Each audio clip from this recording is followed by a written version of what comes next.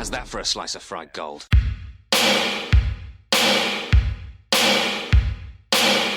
think this is a fucking costume? This is a way of life. I'll be back. Just a flesh wound. I'm not gonna hurt you. I'm just gonna bash your brains. Take your sticking paws off me, you damn dirty ape! I'm sorry, Ben. I'm afraid I can't do that. It's alive! It's alive! It's alive! I guess everyone's entitled to one good scare, huh?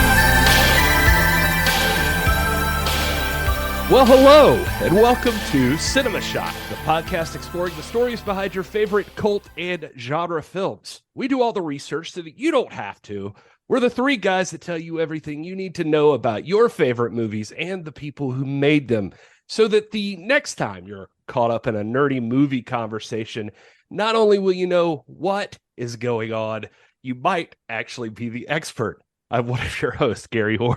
Why are you so giggly, Gary? I'm your other host, Justin Bishop. Because you keep highlighting the words on the notes. We're sharing a document, and you're just like, it's like flashing purple. That's just me. That's just me. Like, that's just a nervous. I was gonna say that's Justin's ADD. I'm just fidgeting. I'm fidgeting. It's this one. We're on this line. I'm also playing trying with to tell me something. Is this I'm just fidgeting. Just ignore me. And I'm writer comedian Mr. Todd A. Davis. Uncle Ben meant the world to us, and he wouldn't want us recording 1 second with this movie in our hearts. It's like a poison. It can take you over. Before you know it, turn this podcast into something ugly. So thank you for joining us for our look at the final chapter of Sam Raimi's Spider-Man trilogy. Todd showing his cards early with that intro. He is. He chose quite the quote. It's a modified quote from the movie, fellas. I know, but you chose that quote specifically. It's true, I was looking back. Sometimes when I'm doing notes for this thing, I'm like looking back at my other notes to be like, did I mention everything I meant to mention? And there's two things I left out of the previous two episodes that I wanted to bring up. And okay. One of them should have gone on the road to Spider-Man, which hopefully the people enjoyed.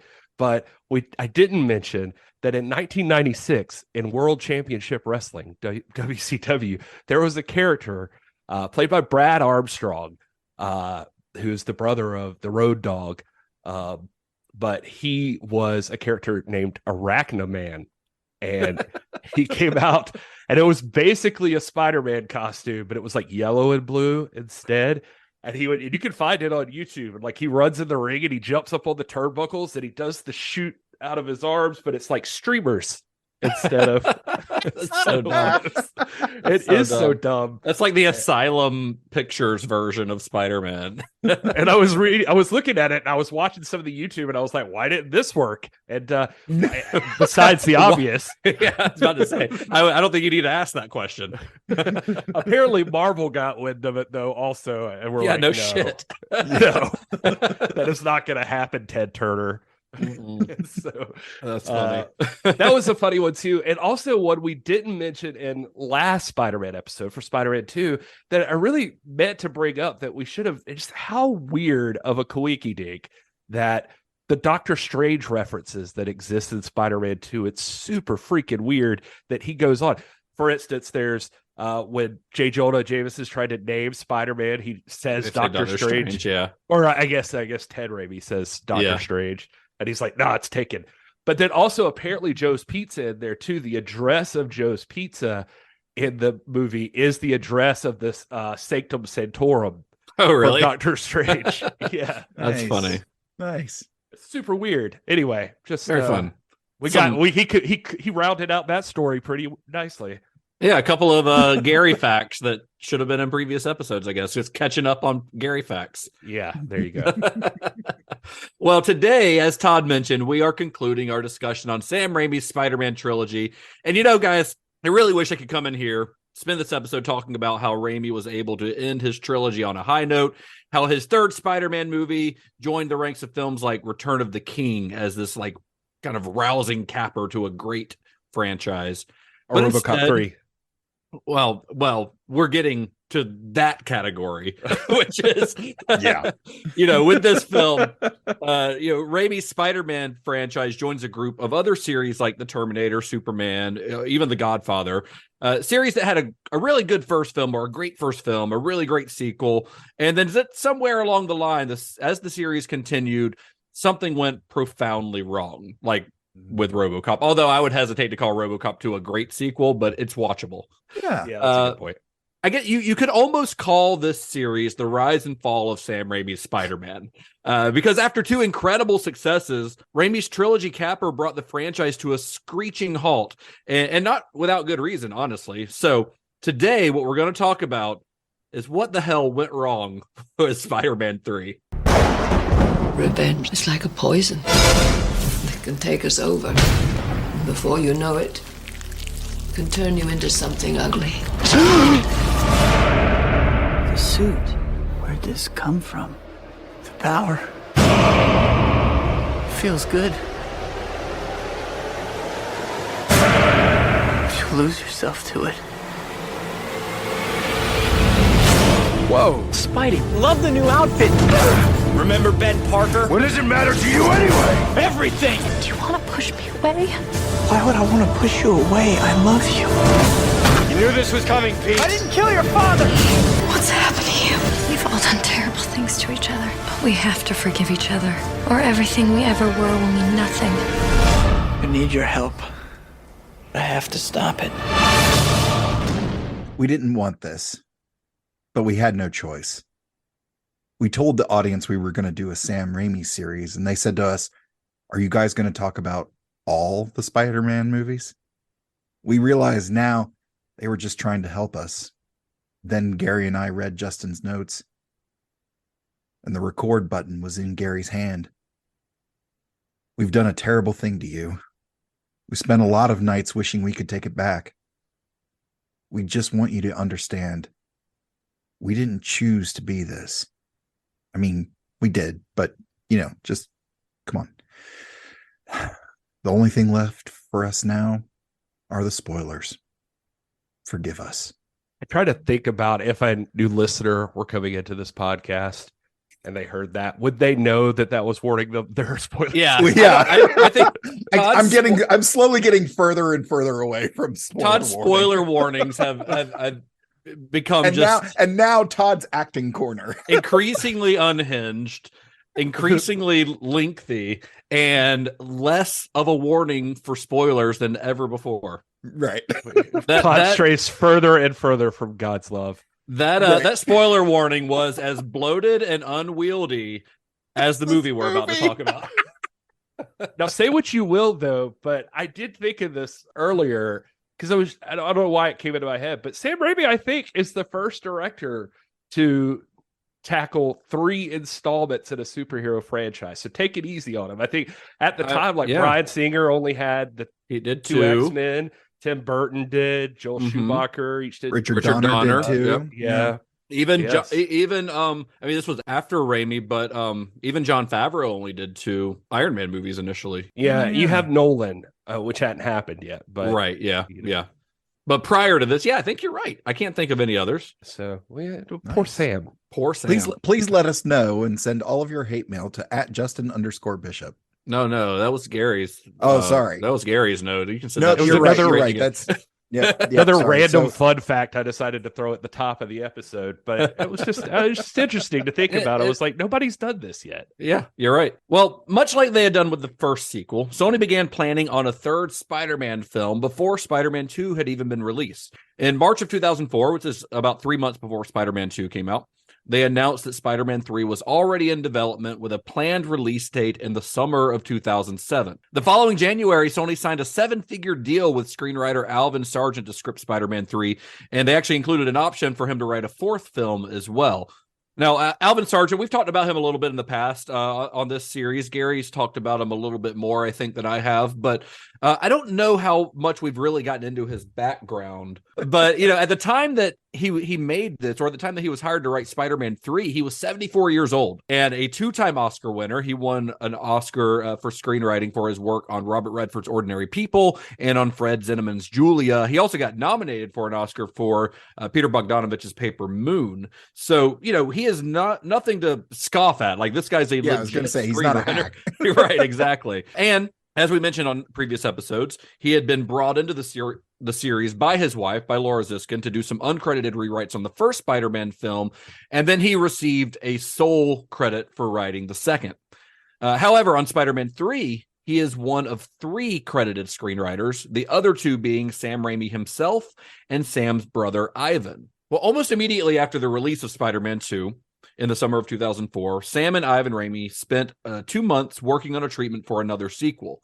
And then when Sargent was brought on, his job was basically to hash the Raimi's ideas into actual script pages, elaborating on characters and refining dialogue, which is kind of what he was known for. Alvin Sargent is, we mentioned that last episode that he was really big on the dialogue thing. And Ivan, I think we've mentioned every single episode that he's... Of almost every Sam Raimi movie. Yeah. He's been there somewhere. Yeah, he seems to hang around anyway. Like on this one, I know in a couple of the commentaries I was listening to, people talk about him being there. He's got a cameo in this movie again. He walks by, like, I think it's the coffee shop scene where Harry and Peter are like talking. You know, they talk about he'll come in and help Sam out with certain scenes to like get them going if like Sam doesn't feel like they're moving in the right direction. In this one, he spent a lot of time in the Bugle, for instance. They said that he would sit with Elizabeth Banks and J.K. Simmons and Ted Raimi, and they would do 1,000 versions of funny shit for them, you know, so that something would be what Sam and his editor would want. Well, while working on the story for the film, Raimi's first priority was to focus on Peter Parker's development as a character.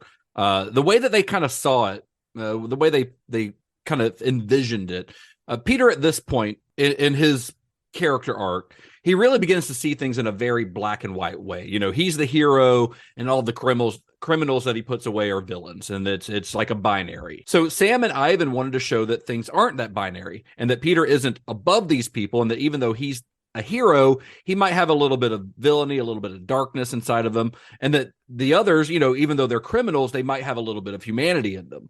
And Peter's journey in the film, they thought, was to be one rooted not in vengeance, but in forgiveness. That's kind of the direction that they wanted him to take throughout this. So once they decided on that direction, they started to consider which villains would best dramatize this journey. As we've discussed, the villains in the first 2 films, they're really intrinsically linked to Peter's story and to his growth as a person.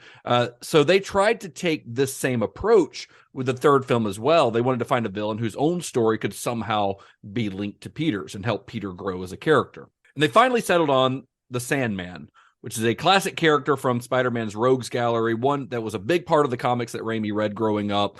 But in the comics, Sandman is little more than a petty criminal. You know, he doesn't have a whole lot of backstory. He's just a guy and somehow gets turned into a sand guy. But the Raimis reworked the character's backstory so that he would be linked to Uncle Ben's death, thus creating the impediment for Peter's journey from vengeance to forgiveness.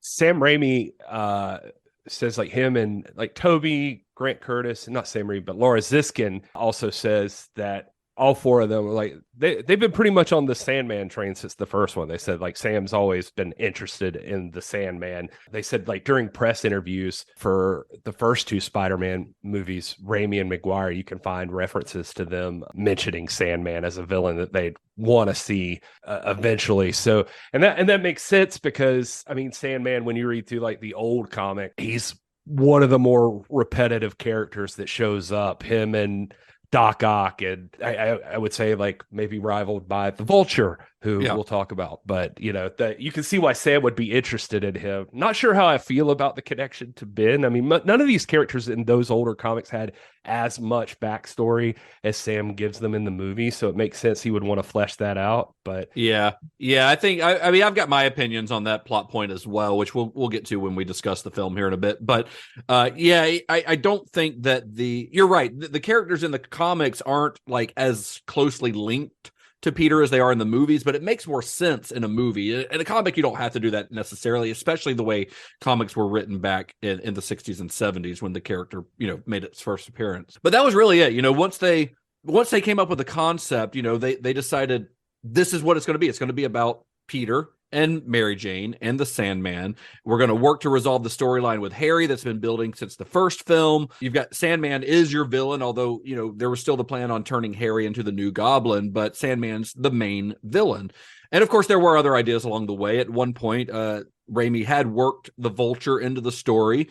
And they were even in early talks with Ben Kingsley to play the role, which honestly is great casting. Yeah. And it keeps with that really awesome. Yeah. And it keeps with that whole character actor villain thing that Raimi's been doing so far with these movies. But Vulture would eventually be written out of subsequent drafts.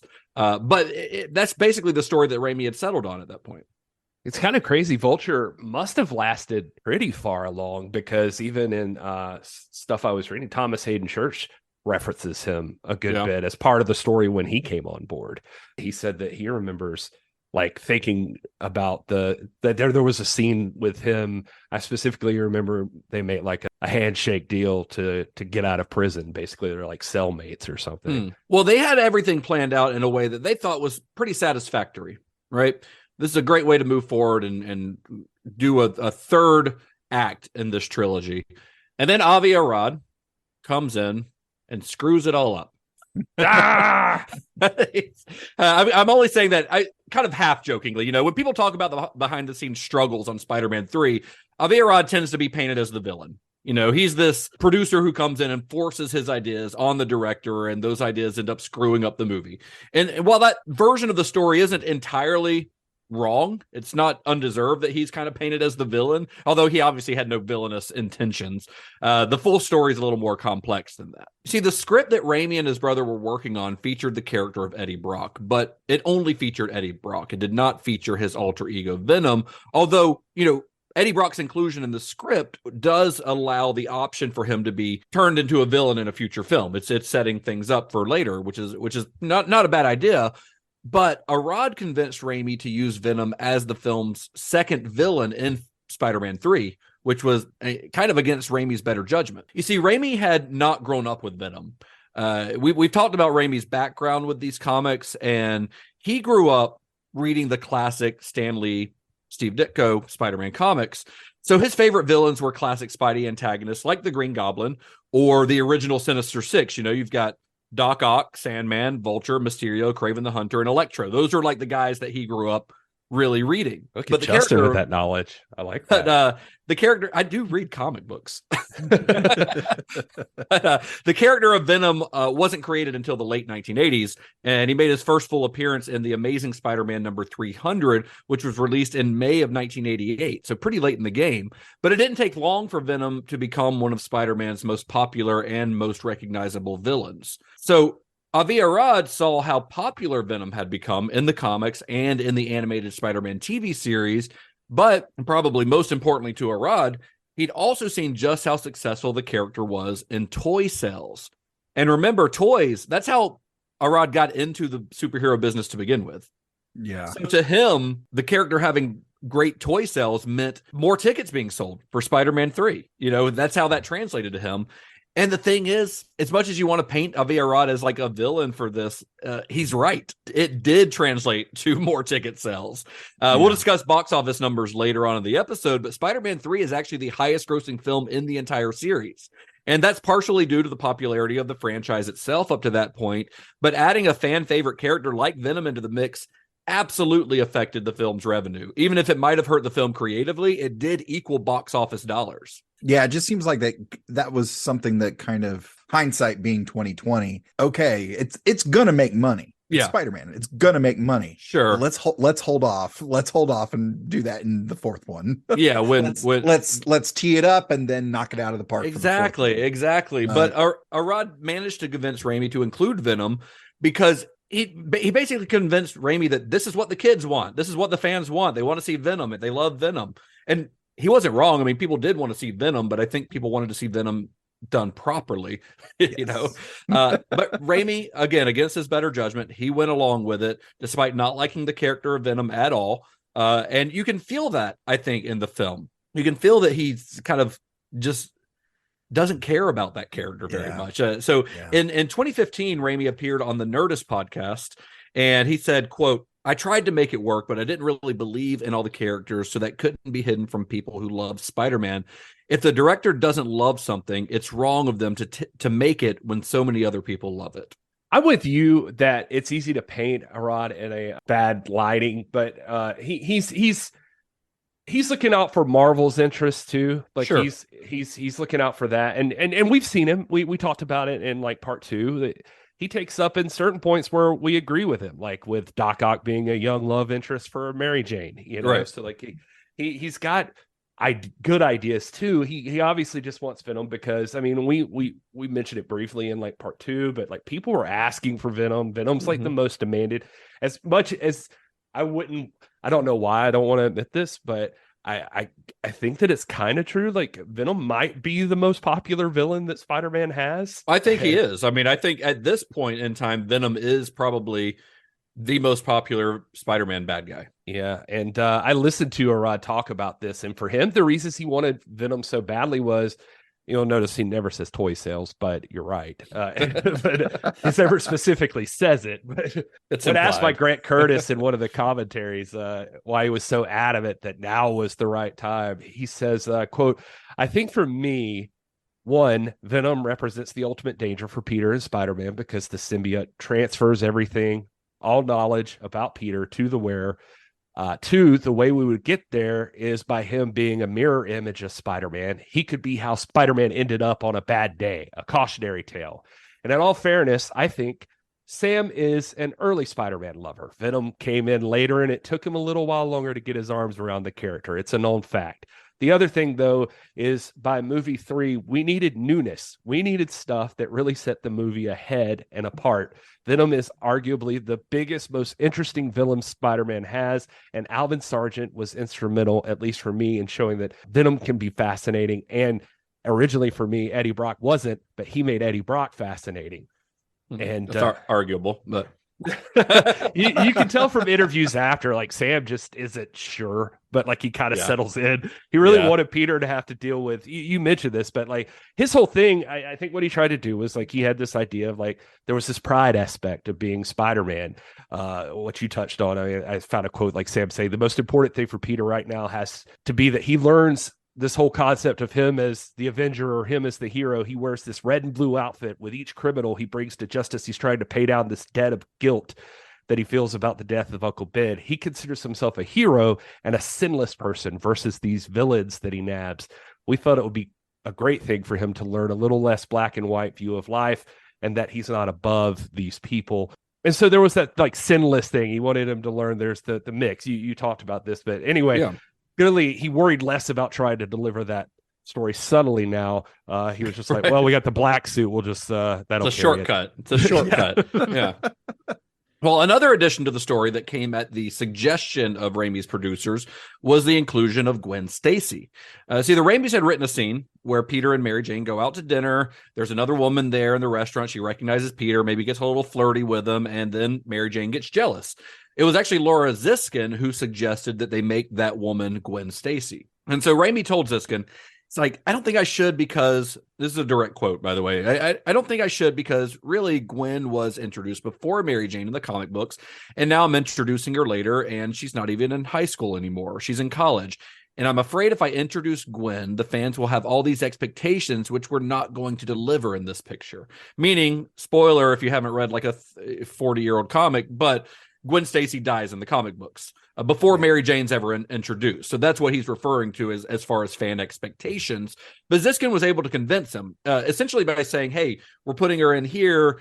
Yeah, there might be expectations from fans, but we might be able to meet those expectations with a later movie, even if the timeline's a little screwy. So Raimi went along with it again against his better judgment and rewrote the character to be Gwen Stacy. So at this point, the story features Sandman, Eddie Brock, and Venom both have to be established along with their origin stories and the symbiote.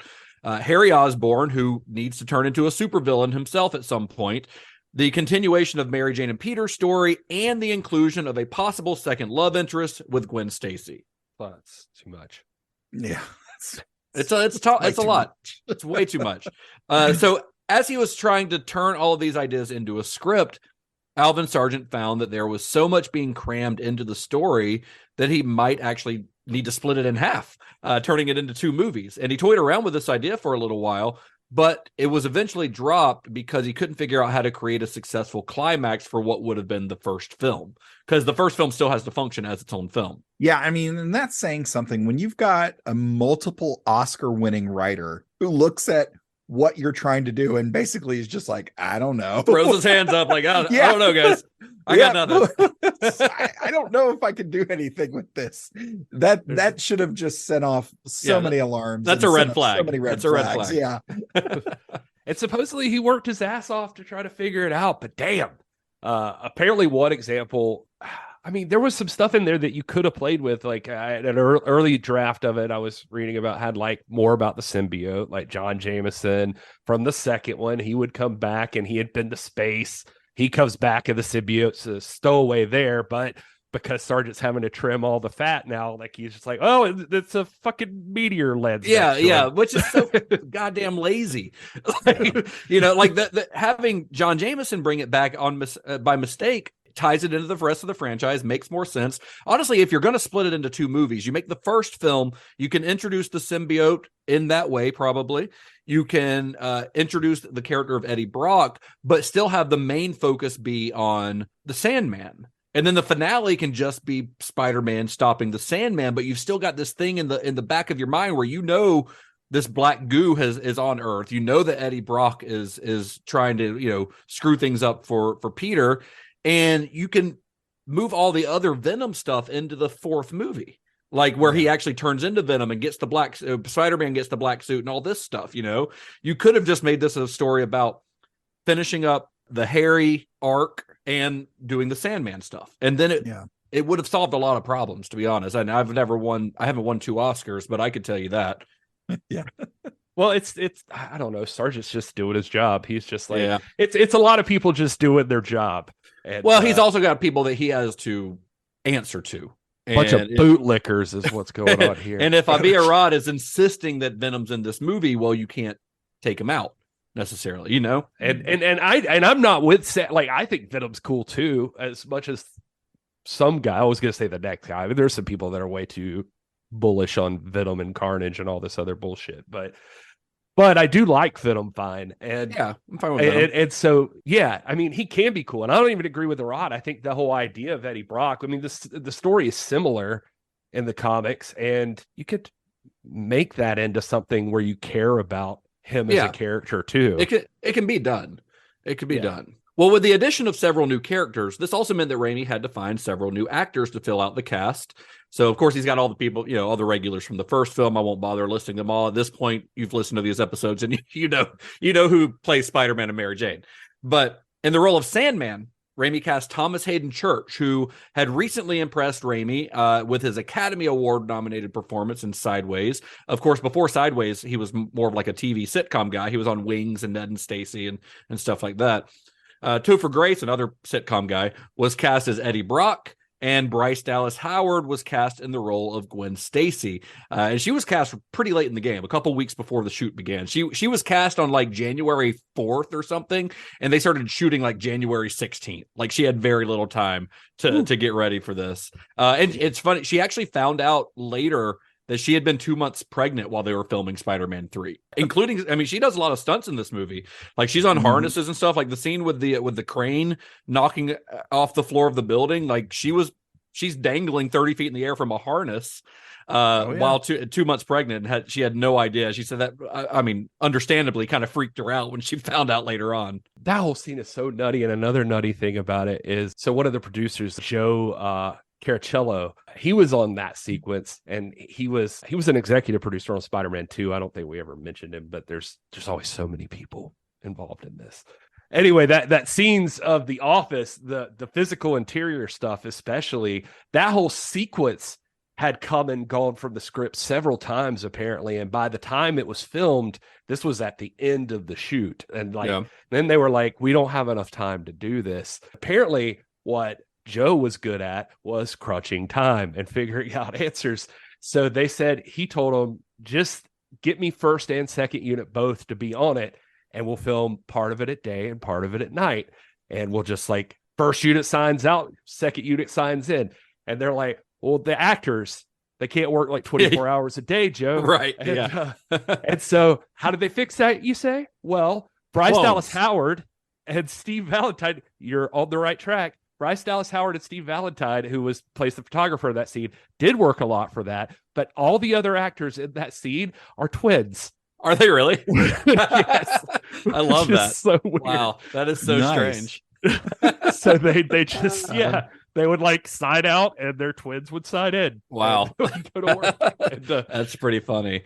Steve Valentine, the guy who plays the photographer in that, when he's with Bryce Dallas Howard there, she says she realized this guy used to be a magician. He performed at my second birthday. That was a random weird story. That is a random weird story. Well, with all also, these... oh, Jesus. I got one more. I got one more.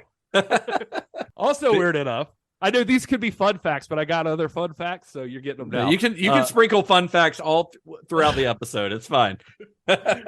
I got plenty of this casting shit. So Sam says, though, they're shooting one day on that scene, and he's directing her, and he's turning around to talk to somebody, and Ron Howard is there. He's like, what's happening here? Bryce says he was on post-production nearby doing the Da Vinci Code, and he was a big fan of Sam Raimi and enthralled, so he snuck himself in and wanted to watch. To be fair, if you're Ron Howard, you don't have to sneak yourself in. They're just going to let you in. Yeah, I guess that's true. Raimi says he was a fan of Ron Howard's too, enough that he said, yeah, that's really neat to hear, but he was freaking me the hell out the whole time. Probably nervous. Yeah, that's what I'm saying. But, back to Thomas Hayden Church, just talking about the casting a little bit more. Laura Ziskin and Avi Arad say they were at this is per them, they were at the Broadcast Critics Awards for Spider-Man 2. They got nominated for Most Popular Movie or something. And Thomas Hayden Church was nominated as a Best Actor or something for Sideways. Right. And they say that when he won, when he walked up there, his look, his delivery, he cried when he gave his speech. Laura says they knew right then. They were like, that's who we want. We got to talk to Sam. They said they hit up Sam, who had seen Sideways, but also said back in 2000 or right before, he's like, I almost cast that guy for The Gift. He was like, I liked him then. He was like, but something didn't work out. So on this movie, different than before, Sony started targeting actors. They went after these people more so than they auditioned. Topher and Thomas Hayden Church say that they were just randomly called in for meetings at Sony. Same with Bryce Dallas Howard, even guys like James Cromwell, who's in here. Supposedly the producers saw Topher in good company. Now, to his credit, you listen to Topher talk, he knows comic books. I mean, I'll give him this. He was a nerd from way back. He was talking about reading Spider-Man in 5th grade. He has a signed McFarlane Spider-Man comic in the first appearance of Venom before he even knew he was even reading for Venom. And so that's kind of wicked. To hear him talk about it, he's talking about being on the set of the Bugle or something, being around J. Jonah Jameson and Toby. He's like, you know how you go to Universal Studios and they're like, we'll put you in the movies. He's like, that's how I felt. He's like, I'm supposed to be angry in the scene, and I'm gritting ear to ear, oh my God, I'm on the Spider-Man ride. Yeah. I mean, I like Topher Grace. I've got no problem with him as an actor, really. I haven't seen him in a ton of stuff other than this and that 70s show and a couple things that he's popped up in here and there. So I've got nothing against him. I think he seems like a nice enough guy. Although he's just a weird choice for Eddie Brock. Yeah. Eddie Brock's a bodybuilder in the comics. Right. So Topher colored his hair and he worked out for 6 months. He put on I think 25 pounds of muscle. It doesn't where? But where? Right? Yeah. And it apparently fell right off after shooting. I don't know. They credit Alvin Sargent a lot with how Eddie would come across, which is apparently just a natural dick, not struggling with anything complex. Right. I don't know. But I will say, side note, too, on Topher and Eddie. Eddie is mentioned in the first film, by the way. By Robbie. Yeah. Yes, he is. Yeah. And they said, we'll get Eddie on it, where they're looking for a photographer who can get pictures, but still Eddie introduces himself as the new guy here. So continuity, people, continuity. Well, they weren't planning ahead. It was just planned to be an Easter egg back then, I guess. I recall hearing somewhere that they had said they cast Topher Grace because he was physically similar to Toby. Yeah, I can see that. Yeah, because they wanted him to be that kind of doppelganger type feel that he was. I mean, it makes sense that he was a different version of Peter. Yeah, I mean that makes sense if you're going in that direction. How successful that came across, I don't know. Well, so a way I know he's nerdy is he actually even says this in one interview. He talks about that this Eddie is more of an amalgam of original Eddie Brock and ultimate Eddie Brock, because in the ultimate, not to get too nerdy for people who are only interested in movies, but there's the other universe version, just like how there's a multiverse in the MCU. In the comics, there's that. But in this other universe, Eddie Brock's like same age as Peter, like a little bit older, but there's a whole sequence there where like he is a skinny dude, and he's interested in Gwen Stacy also in that universe, by the way, which there was apparently more of in this, and so he's kind of a creep with Gwen Stacy and stuff like that. Anyway, Bryce Dallas Howard, sorry if I'm talking too much, but I love the casting stuff. Bryce Dallas Howard apparently just came in for one of those meetings with everybody, and this was like they were just meeting actresses trying to fill some parts. Like I heard Scarlett Johansson, Elisha Cuthbert, but Toby told the story that they were basically just supposed to be introduced. Apparently, like Laura Ziskin like saw them talking to each other and comes over with a script, so they like read together. Then they're like, "All right, thanks for coming by." Blah blah. She leaves, and like Laura Ziskin's like, "Well, that part's over," and so they just like knew. They were like, everybody's like, "All right, cool." I mean, I love Bryce Dallas Howard. I think she's great. I mean, she's never become like a huge movie star. She's big enough to where people know who she is, but I love her in this. I think she is very charming as Gwen Stacy. It was always ironic to me that they cast a redhead as Gwen Stacy and a blonde as Mary Jane. Yeah, it's super, super odd. And then I do want to talk for just a minute about Thomas Hayden Church real quick, because this is another example of Raimi has nailed it every time with these villains. And I feel like it's a damn shame that Thomas Hayden Church doesn't get more credit because of this movie being so maligned. Like I think he's fantastic in this role. He is very good in this role. I would absolutely agree with that. Thomas Hayden Church has this great sadness in his face that he can convey that really fits this in his character. voice too. Mm-hmm. In his voice too. He is really this like everyman kind of guy as well, which is why he worked so well on like in sitcoms, especially on Wings. I don't know if you guys watched that when you were kids, but he played Lowell, the airplane mechanic or whatever, and that was kind of his breakthrough. He was like this dumb guy. It's basically that was his character. He was the dumb guy, but he's always had that kind of like sad Buster Keaton thing going on with his face, and it's perfect for this role. Yeah, which is, like you said, it's perfect because that's exactly what Sam Raimi's looking for. And this guy busted his ass. Apparently, he put on like almost 30 pounds of muscle. You can tell in him though. yeah, he's ripped. Apparently, he says Sam gave him a kid's book, like a little children's nursery rhyme book about a Jewish folklore character called the Golem. Yeah. He says he based a lot of his character on that, this misunderstood monster. He also mentions Frankenstein and King Kong as like references of like the feeling you should get with that character. Poor guy, though. He got the shit beat out of him into this thing with like getting his face ground up against a train. Not a real train, but it was like plexiglass or something. You mean they didn't put his face against a real train? They did, but they did cram his face against plexiglass really hard. And They did like that sewer scene where he gets the water on him. Supposedly that at the time was like one of the biggest water dumps they've ever done on a movie in history or something. And he got that. On the Tonight Show, he tells a story about there was the part where in the subway he goes to swing to punch Spider-Man and he ends up punching that chunk of wall out of the way. Mm-hmm. That the effects crew said, well, the brick in the middle is where you want to hit. Upper and lower ones are weird, but you hit the middle and that's foam.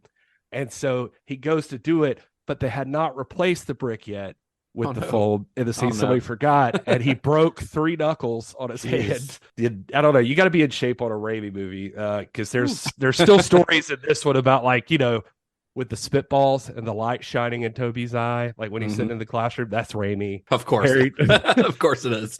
James Franco talks about like when he's fighting Spider-Man and he like throws him against the wall and bricks fall on his head. That's Raimi. He's up there throwing bricks down, like little foam bricks down in his head face. And my favorite Thomas Hayden Church story though was that he felt he needed some weight to his character because all the early stuff you see of him is like this sappy stuff, he thought. So he was like, Sam, I got to do something mean. And so he said he literally went up to Sam Raimi and was like, I have a really inappropriate suggestion, but is there any way I could punch a dog? and so he does. When he's chasing him up against the fence, that dog runs up and he grabs it and punches it in the face. He said he thinks the other dogs saw that, even though it was a puppet. He thinks they saw that because he said the other dogs, when he's trying to climb the fence, kept biting his foot. Like, they were mad at him. Biting him. And he said he'd stop it and be like, can we not have the dogs bite me for real? And they're like, yeah, sure. And he said, but 9 out of 10 takes that we do on that thing, a fucking dog bit me. and Sam's there. This was on the commentary, and Sam's there, and he's like, did you see that, Sam? I bet you didn't know that till now. And he's like, I didn't know that, Thomas. And he's like, it's because you were getting cappuccino during this whole shoot.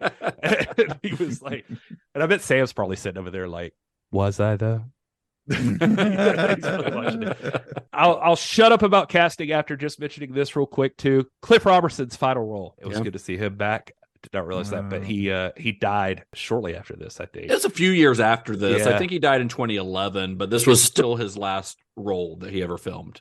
Yeah. Cliff Robertson in these movies always looks to me like Johnny Cash in the Hurt video.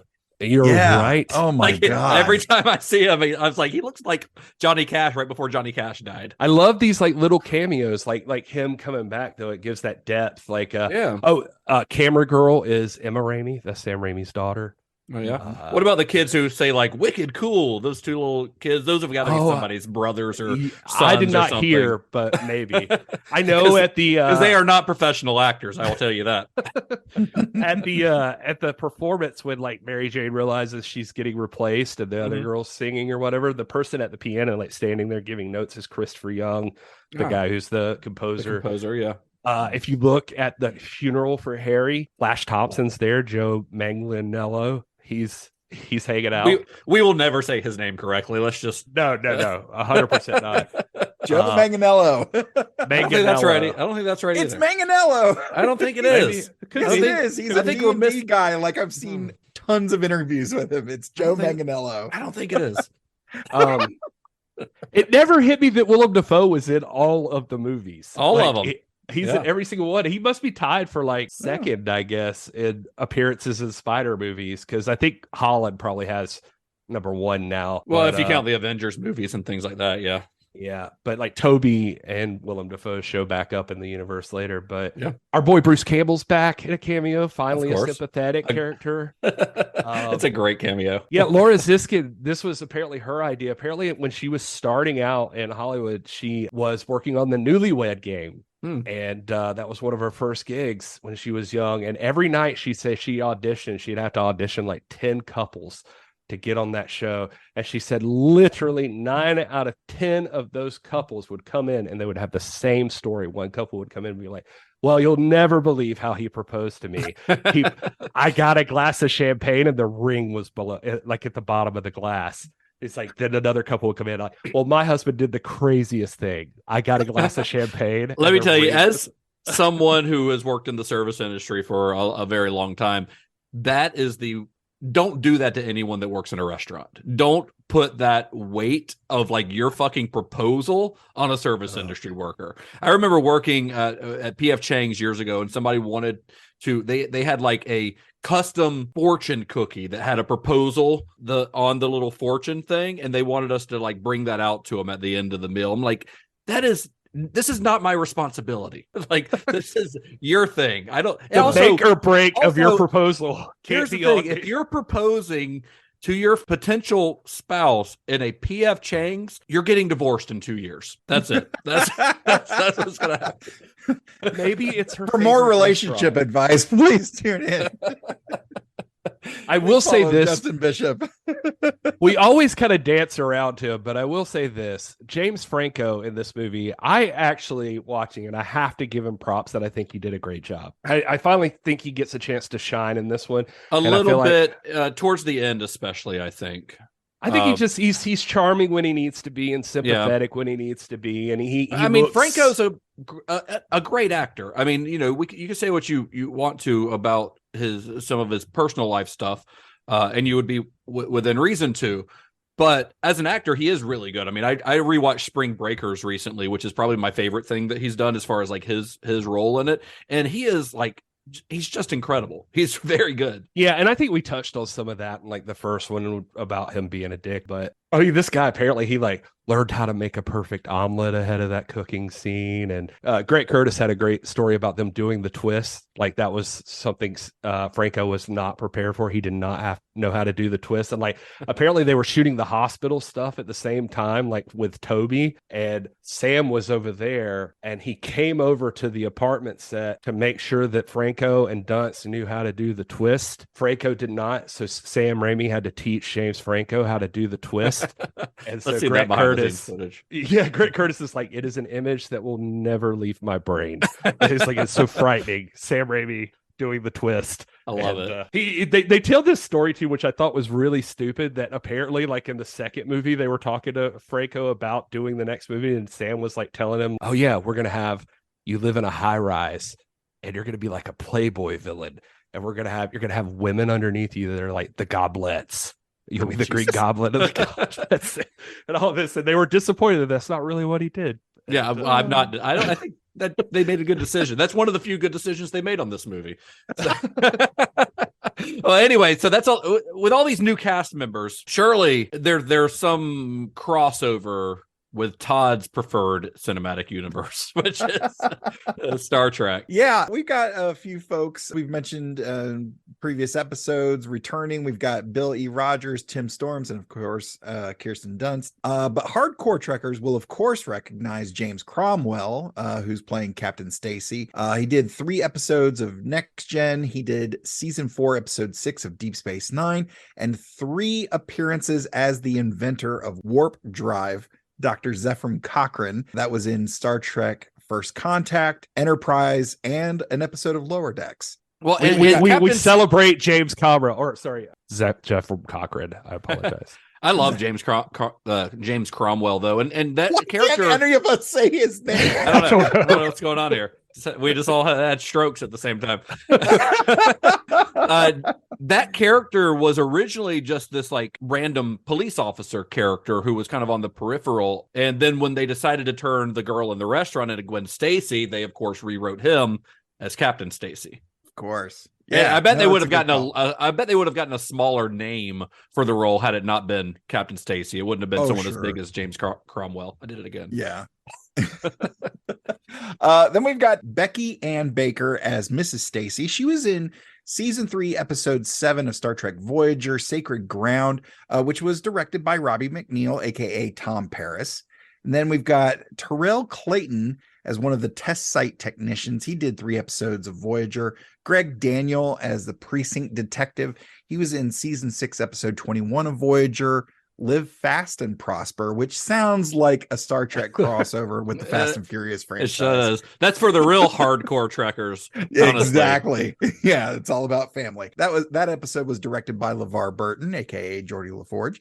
And then last but not least, Ron King. I was not familiar with this guy until I looked him up. He plays one of the jazz club musicians, so he's in the mix in the back there.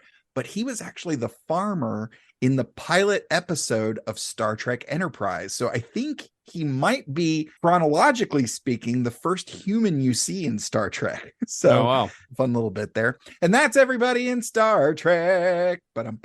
Earlier today, my wife was watching this movie Tag. Have you ever seen that?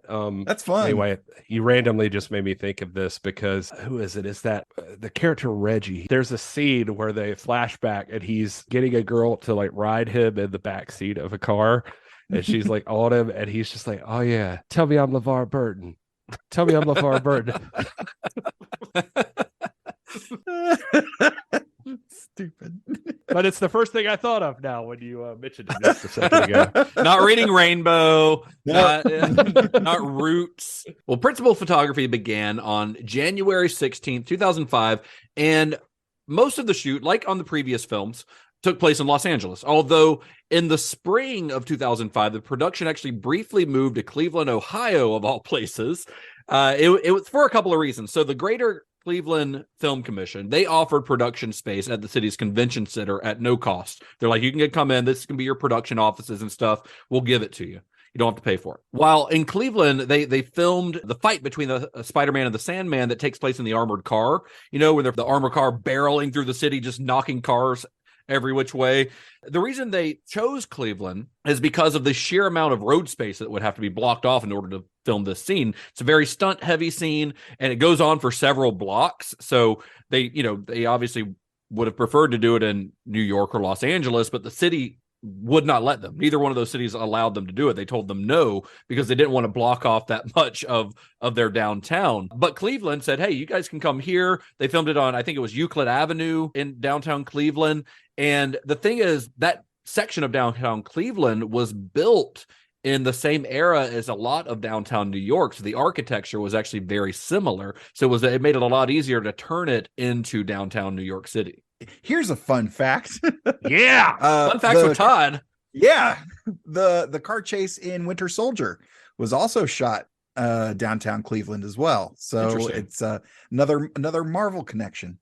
I thought that just a random neat fun fact. The very first thing they actually shot, I think you said it was like November 2004, was Thomas Hayden Church, the part where he runs from the cops and hides in the back of that truck in the sand. It was not unlike the early Doc Ock stuff, like we talked about on the last movie. They were doing it to test like what they could do and if it would work and that sort of thing. Before they went much further. But Cleveland, yeah, right after all that was that armored car scene, and they Cleveland like repaved that whole stretch of road for them just to make sure it wasn't bumpy. It needed to be like smoother. So the mayor's actually like, we'll just repave the whole thing. Yeah, so they stepped up. I don't know. Ohio came through. Good for them. I hate Ohio. Just in general, just as a state, as a people. I've been stranded there for a long time before, so I always say if you could put an enema anywhere in the United States, it'd be Ohio. I'm pretty sure it'd be Florida. Let's be honest. Okay, maybe Florida's taken over. I'm sorry, people of Ohio. In the not too distant future, the governor of Ohio is sitting in his office. Oh, I got a letter from this podcast. What is this? It just says "fuck you." Yeah, from Gary. Yeah, Gary from Cinema Shock. What? I was on, and then he's bummed out. He's bummed out for the rest of the day. Aw. When I was in a musical theater, we did a tour. We were going to New York City to perform, actually, and we got stuck in Ohio. It felt like for forever. And I remember sitting there and I was like, I fucking hate Ohio. It is the asshole of the United States. There are good things in Ohio. You've got the Rock and Roll Hall of Fame. Isn't the NFL Hall of Fame in Ohio as well? Yeah, maybe it is. Yeah. So there's some cool stuff there. But some of my friends from that era still to this day, when they find a meme about Ohio or anything, or we just talk randomly, like still hate Ohio. Well, after Ohio, the production moved to Manhattan for the remainder of the shoot, which wrapped in July after nearly 100 days of production. That's a long shoot from January to July. That's just principal photography, not including some of the other second unit stuff like what Gary was talking about back in November. That's just principal photography. 100 days, it's a lot. And the shoot was, like any big budget shoot like this, filled with its share of difficulties. For cinematographer Bill Pope, who you might remember, he was the guy who shot Spider-Man 2 as well, and we've talked about him before. He did the Matrix movies. One of the biggest difficulties for him was filming some of the fight scenes that involve black-suited Spider-Man, Venom, and New Goblin, because those fight scenes all take place at night, and all of those villains' costumes are black. So that makes it pretty difficult for a photographer to try to figure out a way to light them in a way where you could actually see them on screen. A quick little sidebar about those costumes, though. James Atchison, who we've also talked about, he's returned for Spider-Man 3 as the costume designer, and one of his biggest challenges was that black Spider-Man suit and the Venom suit. So for the symbiote Spider-Man suit, he decided to mimic the look of the already existing Spider-Man suit from the first couple of movies. Whereas in the comics, the black Spider-Man suit is solid black with a big old white spider on it. And in the film, Atchison designed basically a black version of the traditional Spider-Man costume, complete with the webbing motif. And it looks really cool, I think. I really like the design of the Black Spider-Man suit. But because they did that and put the webbing motif on it, they also had to kind of work that webbing motif into the final Venom suit. I kept seeing some, and I can't find any pictures or like any confirmation of like seeing what it looks like. But apparently they had like a latex kind of black suit that was made for Toby that was supposed to be more like the comic variation of it. And but they decided it looked a little bit too much like a Gimp suit or something. So they went with the blackened version of the red and blue. Yeah, I think they made a good choice on that. Some things can work on the page that might not work on in real life, you know. So Atchison felt that the Venom suit should have actually been the responsibility of the visual effects department all along, not the costume department. He would later say, "I just didn't think we could do it. We did all sorts of sculpts and everything. We failed terribly. But we also had a director who didn't want to know anyway because he hated Venom and didn't want to do it." So he's kind of passing the buck a little bit. I don't think how you really feel. Yeah. I don't think the Venom suit is like awful. I do think the face of the Venom suit is pretty awful. I think it looks pretty dumb. So Bill Pope also had to work closely with Sony Imageworks in regards to several shots in the film where a live action element transitions into CGI or vice versa. There are several moments in the movie where an actor might be close to the camera, then they turn into a CGI character all in like one shot without cutting away, which wasn't really done on the first two films. You might have the character turn away and do something that the actor couldn't do. The scene that it really jumped out at me was one, it's kind of towards the beginning of the movie after, I think it's in the scene where Mary Jane brings her, she gets the paper with the bad review and her and Peter are having this conversation. Then he hears something on the police scanner and has to zip out the window. So they're having a conversation. He's looking at the camera. He turns around, puts on his mask, and then hops out the window and shoots his web and swings off of the window ledge. Obviously, Toby Hooper did not swing off of a window ledge.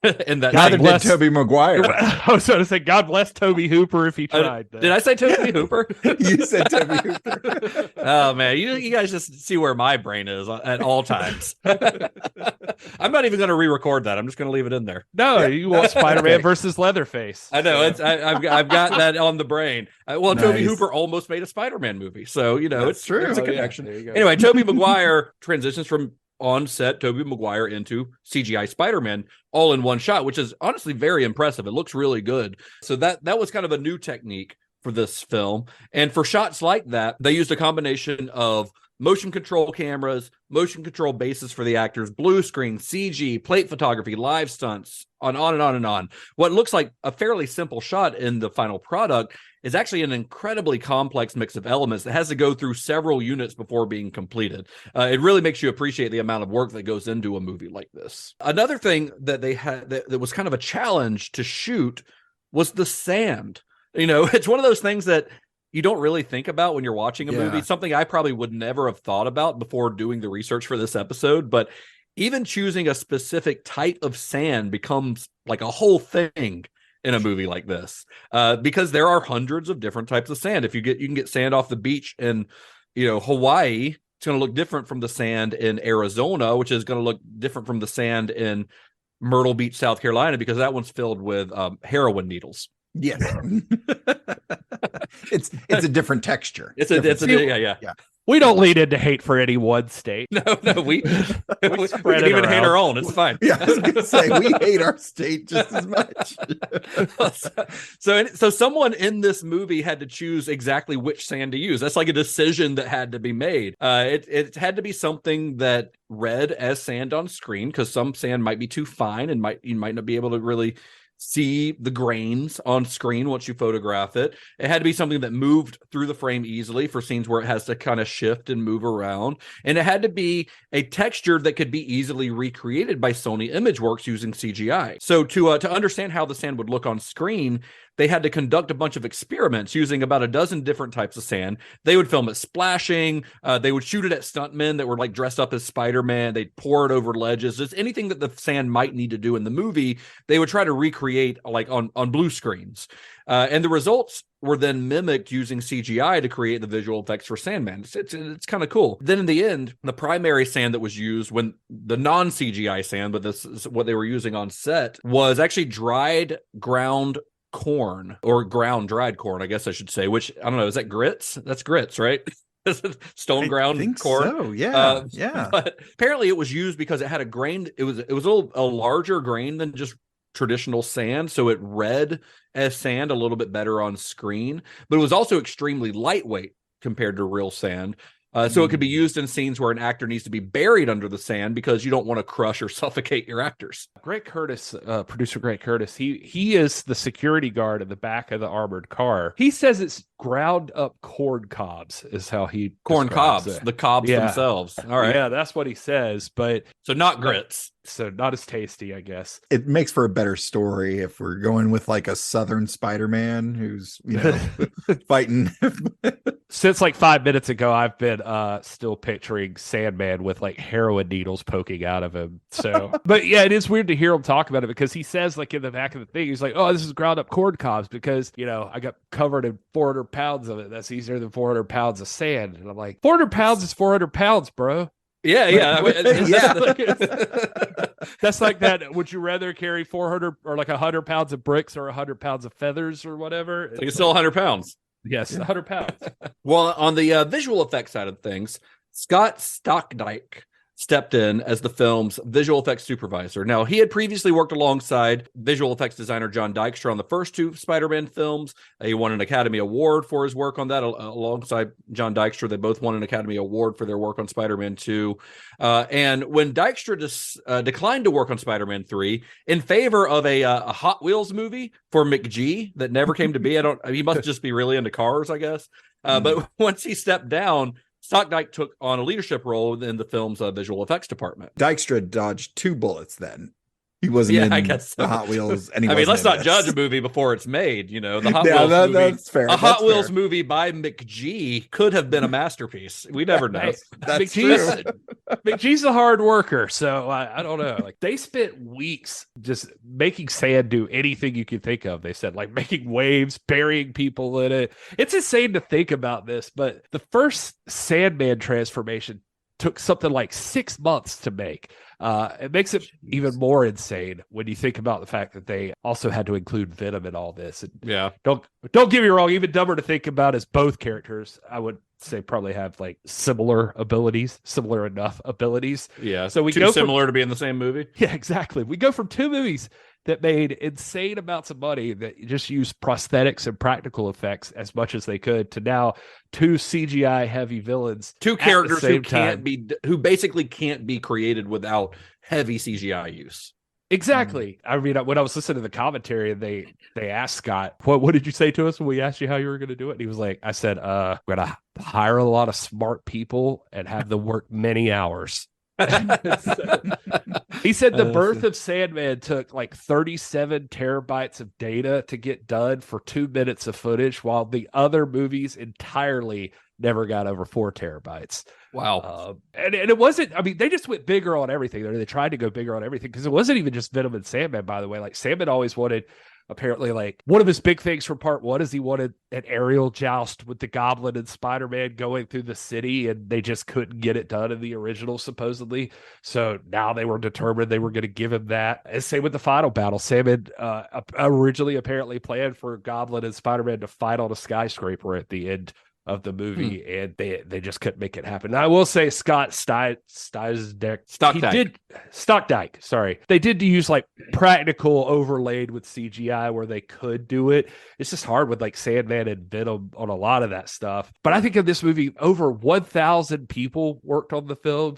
Some put in like over 8,000 hours and they made like software that didn't even exist yet. They had like 5 units going at one time at one point. Interestingly, we've talked about like how Sam is so detailed with his storyboards. And by the way, he'll say sometimes him and Bill Pope will, when they get at a certain point in a scene, they'll abandon the storyboards, so they're not beholden to them. But it's a good guide still, though. He says that, and Toby was actually complimenting it on this. He was like, you elevated a lot of people to really come into their own, because he was saying that Sam would, when he needed more units to go out and shoot things, a lot of times he would just hire the storyboard artist to direct the scene.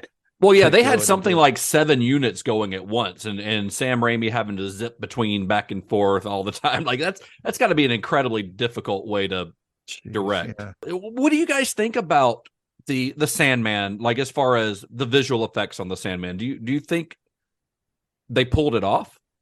Like that's something for me when I watch this. There are some scenes where I think it looks really good, where I think it still kind of holds up. And there are some scenes where it just doesn't work for me. Like it feels like the CGI looks worse in this than in the movies that were made before this, which is not how it should be. And a lot of time it is Sandman related. I think most of the Venom stuff actually still looks pretty good. The way the black goo is like animated, I think actually looks pretty cool. But Sandman, for some reason, there are moments where it just doesn't quite work. I think I don't like the giant kaiju Sandman at the end. I think it looks bad. I think the design of it is bad to begin with, and I think the execution is kind of bad. And there's one moment in this one that really stood out to me this time. After that fight on the subway and he falls into the water and turns into like mud, and then later when he kind of reforms coming out of the water, it looks very bad. It's very bad CGI for a movie that cost what this movie cost. For me, it just doesn't hold up in a lot of the scenes. So I was curious if I was crazy or if you guys felt the same way. No, I'm right there with you. Just like you said, there's scenes where it does work, but there's a lot where it's just kind of like, oh, Thomas Hayden Church's performance really helps a lot. Yeah, but he looks like shit. But he ends up looking like shit. No, I meant in real life. Oh, okay. Now you're just being rude. So Gary's going to send a letter to the state of Ohio and one to Thomas Hayden Church. Yeah, fuck you. It's ridiculous that it doesn't look as good as it probably should, considering how much they spent on this movie, money wise, let alone all the time. Yeah. Some of the effects definitely don't age well in the age of like high def. You can see through a lot of this stuff a lot more. But I mean, on one hand, I want to give it to that. Then on the other hand, I'm like, well, we didn't have as much of that problem in Spider-Man 2 and Spider-Man 1. Right. I mean, there are still moments like when Doc Ock is carrying MJ up the building, like, and it's all CGI. They look kind of rubbery and stuff. I think we talked a little bit about that on the last one, but you don't have that problem as much on this one, although there are a couple of moments. But even like the green screen stuff I really like the battle between Peter and Harry, the first one where they end up zooming through the buildings and stuff, like the little alley. But some of the blue screen or green screen stuff that they're doing during that scene is kind of bad. And it might just be because now I'm watching it in 4K and the flaws are more obvious than it might have been when I saw it on a movie screen, in 2007.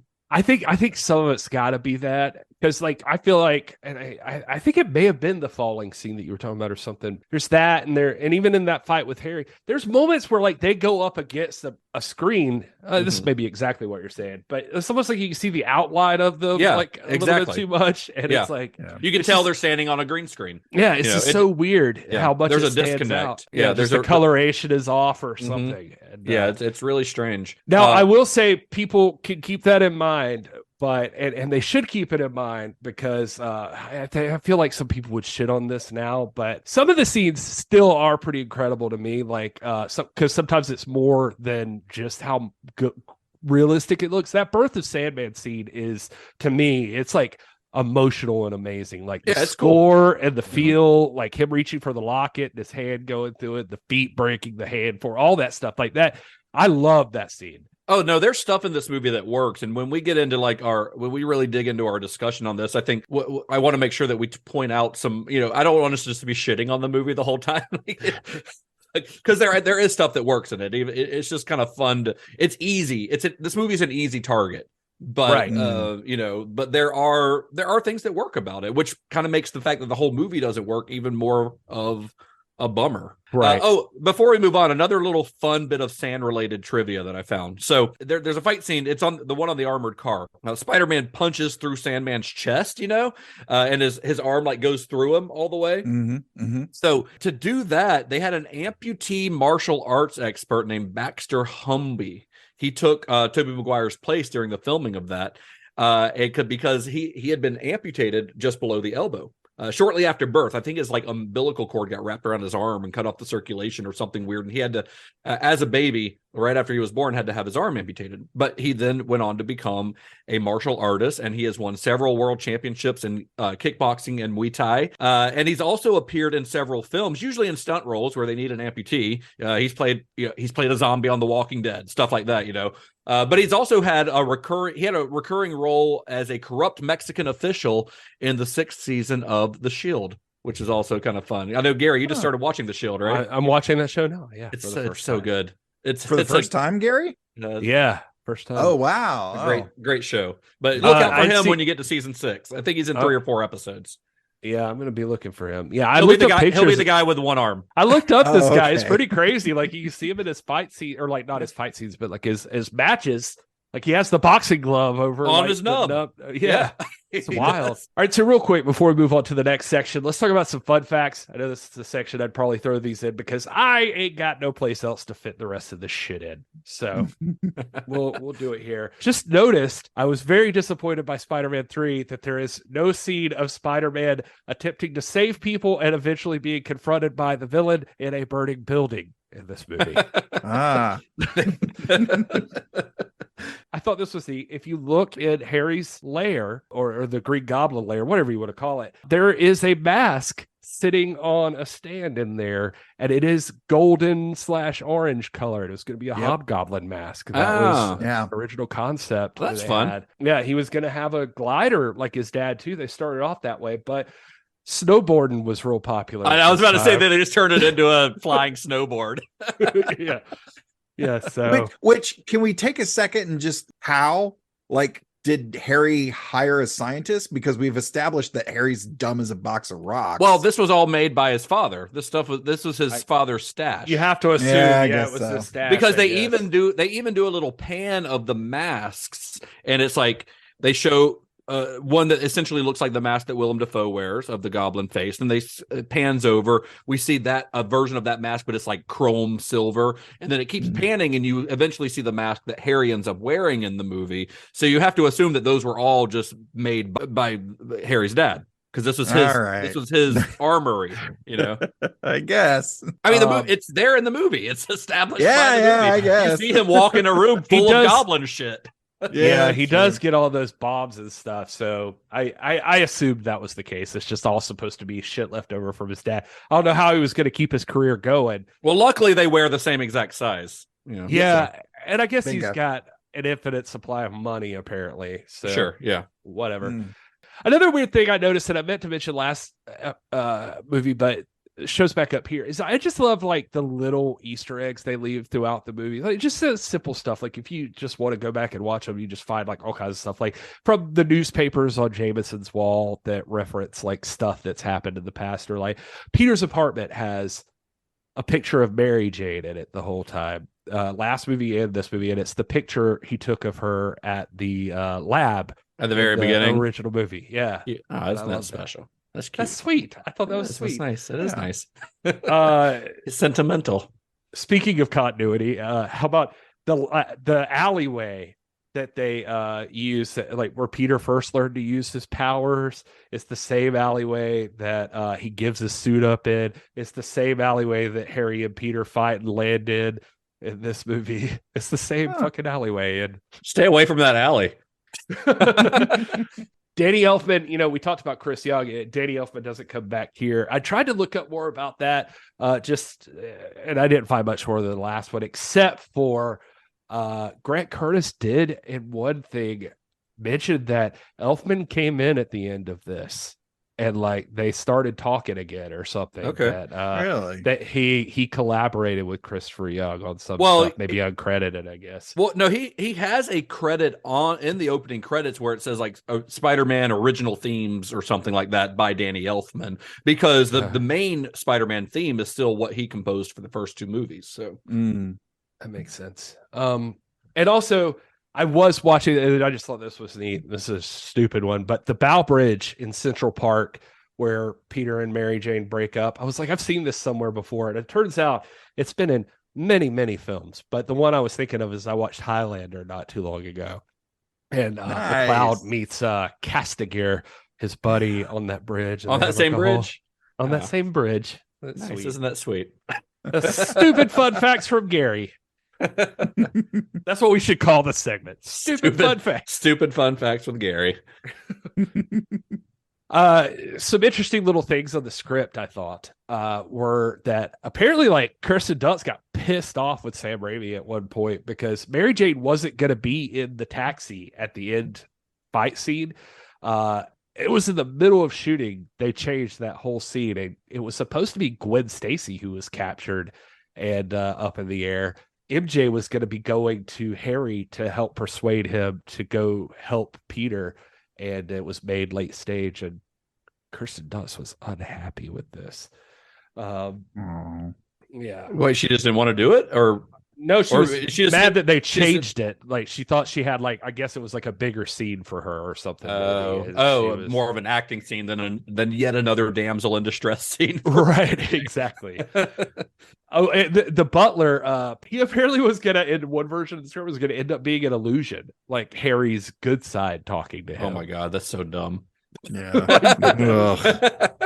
But where he gives all that exposition or whatever you'd call it, where he like explains like, oh, you call that exposition. You call that bad writing. They also apparently shot this, but originally in the film towards the end where he blows up the symbiote and Topher, it was all that was going to be there was a hunk of bones, and it was like smoking, and they made like the props and everything, but apparently it had to be reshot because it traumatized some kids at the test audiences. Wow. And yet, I mean, I don't know if you guys have seen Guardians of the Galaxy 3 yet, but there's some stuff in that movie that, especially at the end, that's like, it's pretty gory for a PG-13 Marvel movie. And even when I was watching it, I was like, wow, first of all, how did they get away with this with a PG-13 rating? But also, like, some kids are going to watch this and they are going to be scarred. They said they used the James Brown song "People Get Up and Drive Your Funky Soul." That's what's playing when Peter's strolling down the street. When Bully McGuire is strolling down the street, that song is playing. They said they played that song like live on set, like while he was walking to. Like, yeah, he's got to walk to the beat. They fucking hated that song by the end of. I bet. So did we. The various. Let me give you this one real quick. Harry's final line in the movie is the same line that he actually uses in the comics before he dies. So I thought that was kind of cool. It was an homage to the comics that like, you're my friend, and he's like best friend. And he dies, but apparently that is straight out of the comic book, so that's why that was used. But I did want to say that because we haven't talked about the Notorious Jazz Club scene yet, but apparently this all happened because Alvin Sargent had gone to a jazz club or something, and it was just like, I want to see it in a jazz club. And so, thank you, Sam Raimi took that and ran with it. Yeah, he sure did. He sure did. Toby learned to play piano and dance, and I wouldn't say he learned to dance, but he made the attempt. Yeah. Okay, so let's talk about this scene because I'm gonna do this. No, I'm gonna put this out there. I'm ready for you, online world. I'm ready for everybody, because this scene has been memed about 1 billion times. It is notorious in this movie. It is talked about as one of the most cringy things to ever happen in cinema, you would think. It's the thing that people think about first when they think about Spider-Man 3. I fucking love the whole thing. You know what, Gary? Gary, let me tell you, I'm right there with you. What? Oh, man. I am right there with you. I will defend the emo Peter Parker scene to the end of my days. Because okay, so for me, what it is, it's goofy as hell. Yes, it's silly, it's weird, but in my opinion, that suit, as established in this movie, what it does is it really enhances the like inhibited part of you. Like say it's like you're drunk without the alcohol, right? The hangover, hopefully, but like you're high or whatever, and you're just acting like a dipshit, like you're letting your most dipshit inner self come out. Mhm. And so it's not like Peter Parker is a serial killer deep down inside. No, he's that fucking goofy ass weirdo. Yeah. So it's him overconfident and just so extroverted, it's ridiculous. And it's just like, he's a nerd, he's a fucking dipshit, and this is what he would do. Well, that's the thing. Like that, the what that scene does, like you're saying, the symbiote enhances the aspect qualities that already exist within a person. You know, they establish that. Dr. Kirk Connor says that. He says especially aggression, but not just aggression. It enhances qualities within the person.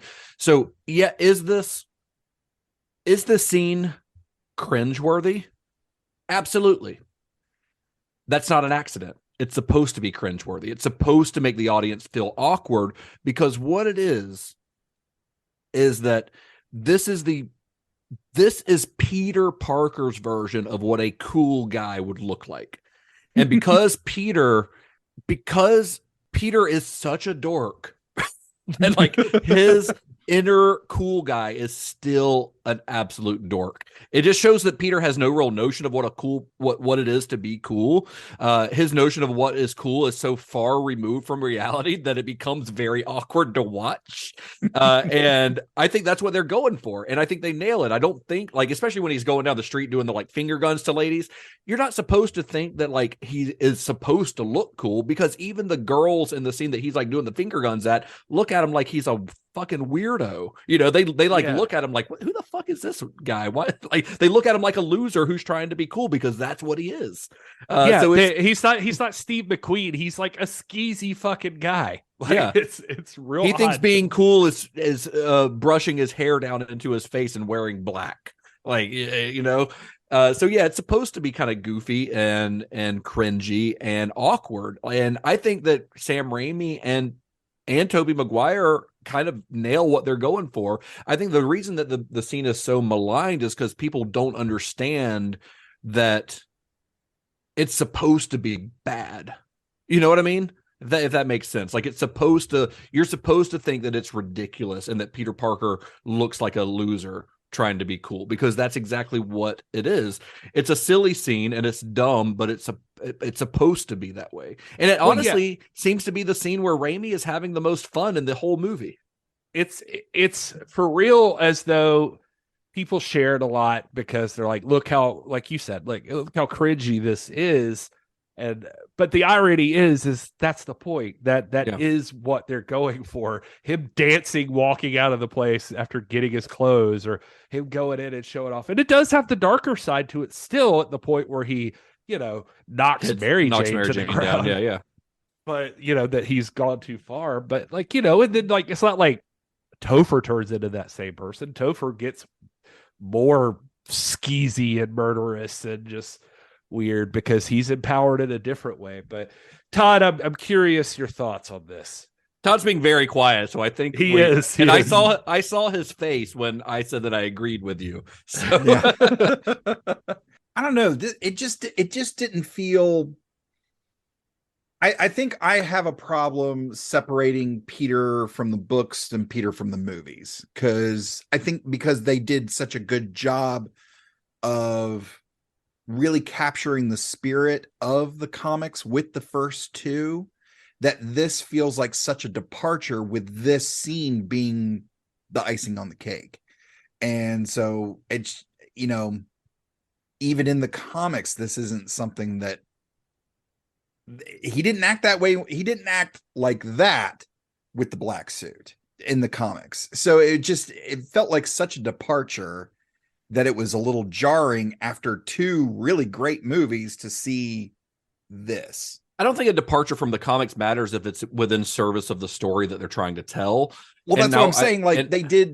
They served the story so well in that first two that this felt like such a departure, with them trying to cram all this stuff in and show a different version of Venom. But with this particular scene, it just didn't really jive with this world that's been established. And like, to see this very musical scene when you've had two movies with not that, So your issue is that it turns into a song and dance thing. Yeah, I was just. I don't mind that because what are we doing? I think it's fun. I think it's fun to watch. And anyway, me and Gary are team emo Peter Parker. Todd is anti emo Peter Parker. So let us know which team you're on. Well, and it's that for me. And this is probably what the MCU now tries to push back against. The reason Edgar Wright couldn't make his Ant-Man or something is that like certain directors are auteurs. Certain directors like have their very specific visions of the way they do things. And so you watch this movie and you think, I feel like you watch this and you're still thinking of Sam Raimi being the vision behind this, and it fits perfectly with something Sam Raimi would do. It does, yeah. It's exactly more so than a lot of the rest of this movie. Honestly, it feels like the most Sam Raimi scene in the movie.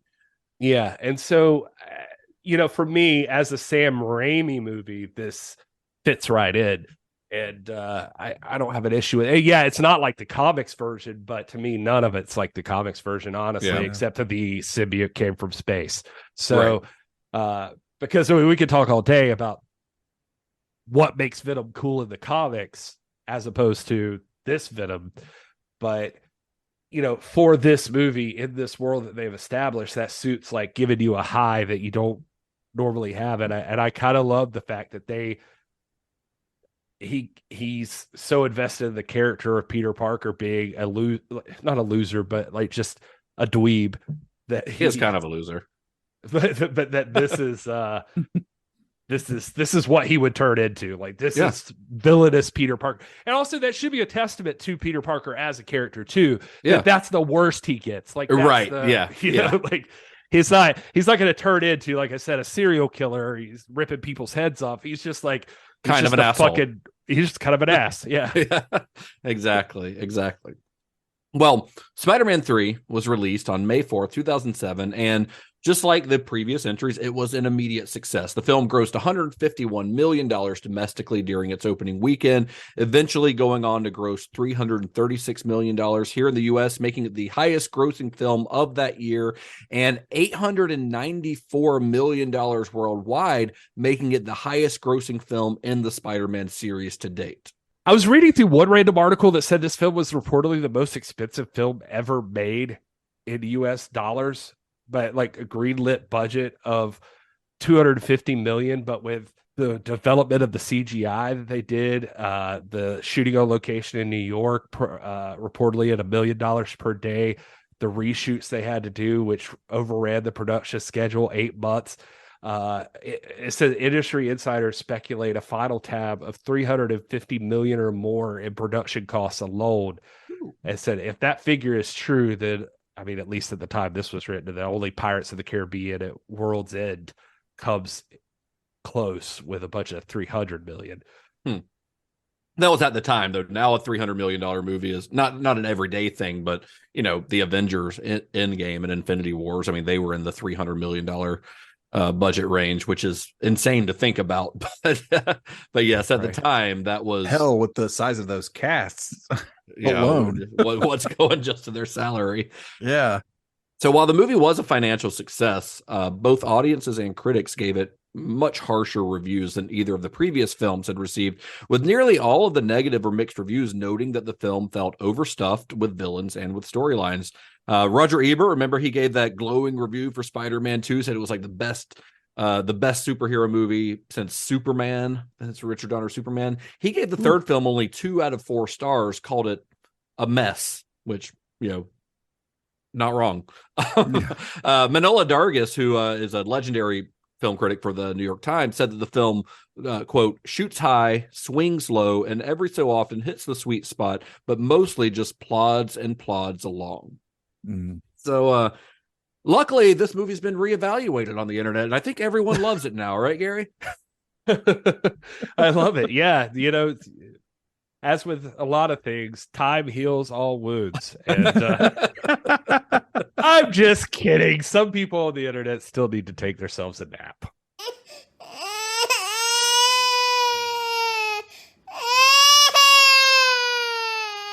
Let's see.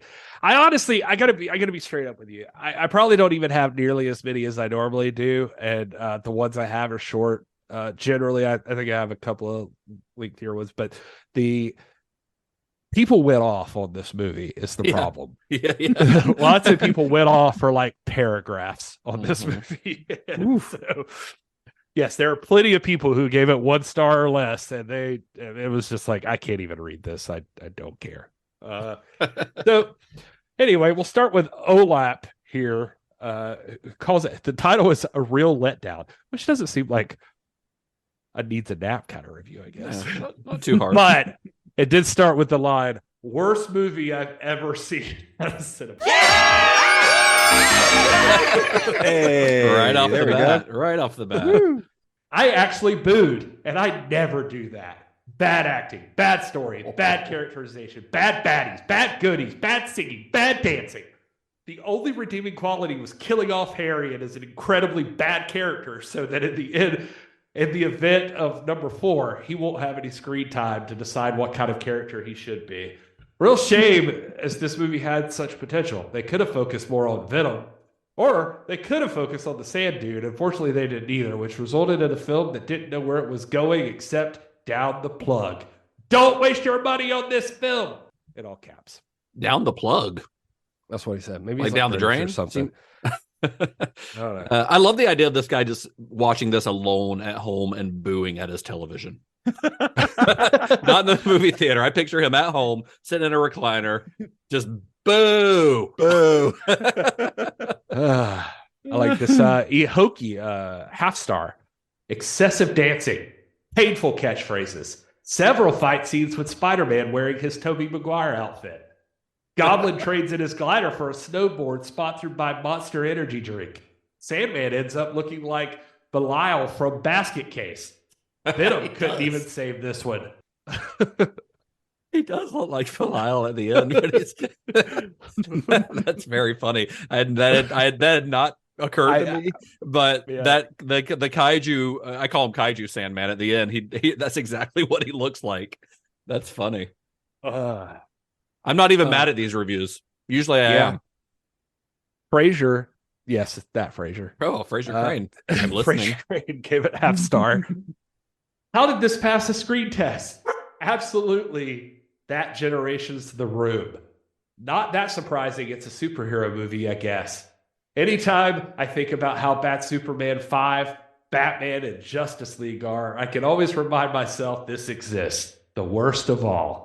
Nothing about it is redeeming. A half star for a cool Sandman transformation. Otherwise, no stars. Wait, you said Superman 5 and Batman. Did you mean Superman like versus Batman? I think that is what I meant. Batman v Superman? Because I'm like, Superman 5, does he mean Superman Returns? But it's it should be Batman first anyway, so he would have written it wrong.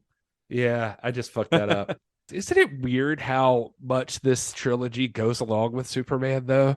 Like if you give you the obvious, like we I think we talked about Richard Donner Superman in the first one, then in the second one he loses his powers to be with the girl. Then he eventually has to get him back to go save the girl, and in the third one, Richard Pryor shows up.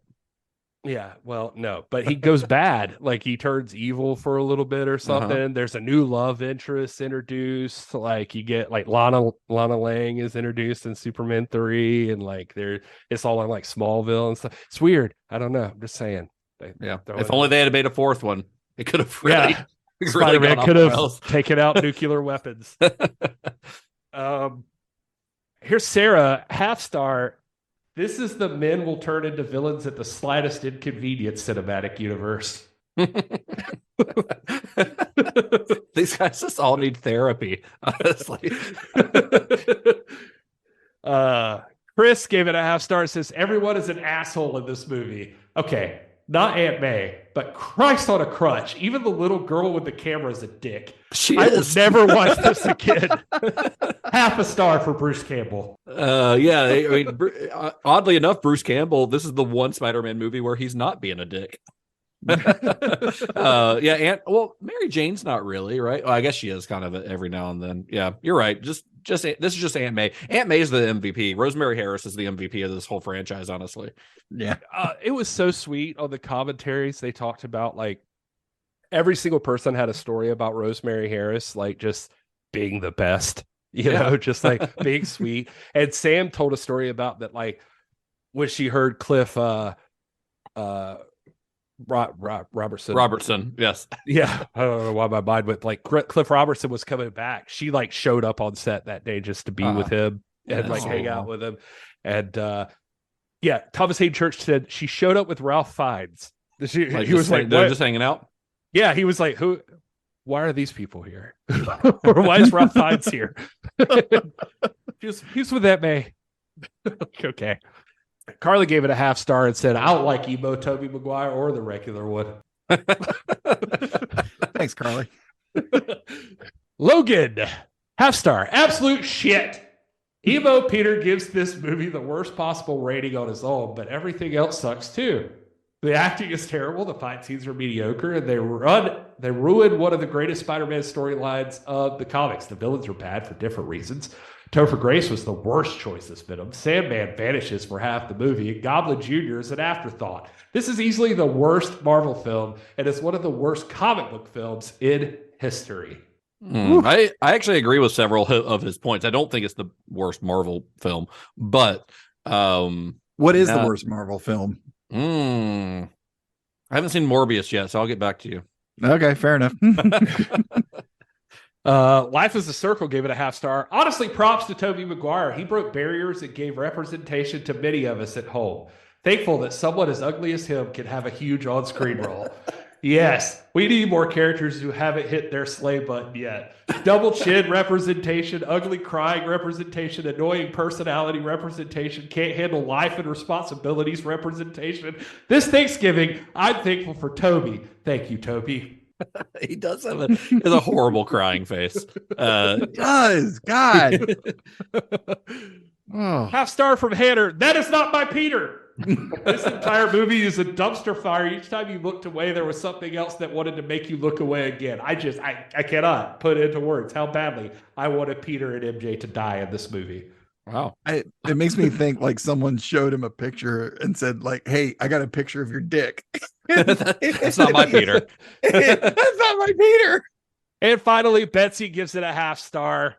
0.5 stars for literally everything Dark Peter Parker. 3.5 for everything else. Overall, I would have needed to be drunk to be in this film. Also, Spider-Man pip slaps the fuck out of MJ. On accident. Those are the reviews. Anyway, like I said, most reviews, I mean, people went off. And so, you know, if you want some more 1-star reviews and you got they're not hard hours to to kill. Yeah. Well, creatively, Spider-Man 3 really took its toll on Sam Raimi, and his experience on this film would eventually result in his exit from the franchise, which we will discuss here in a bit. But in that same Nerdist podcast interview that I mentioned earlier, Raimi would say, quote, "It's a movie that just didn't work very well.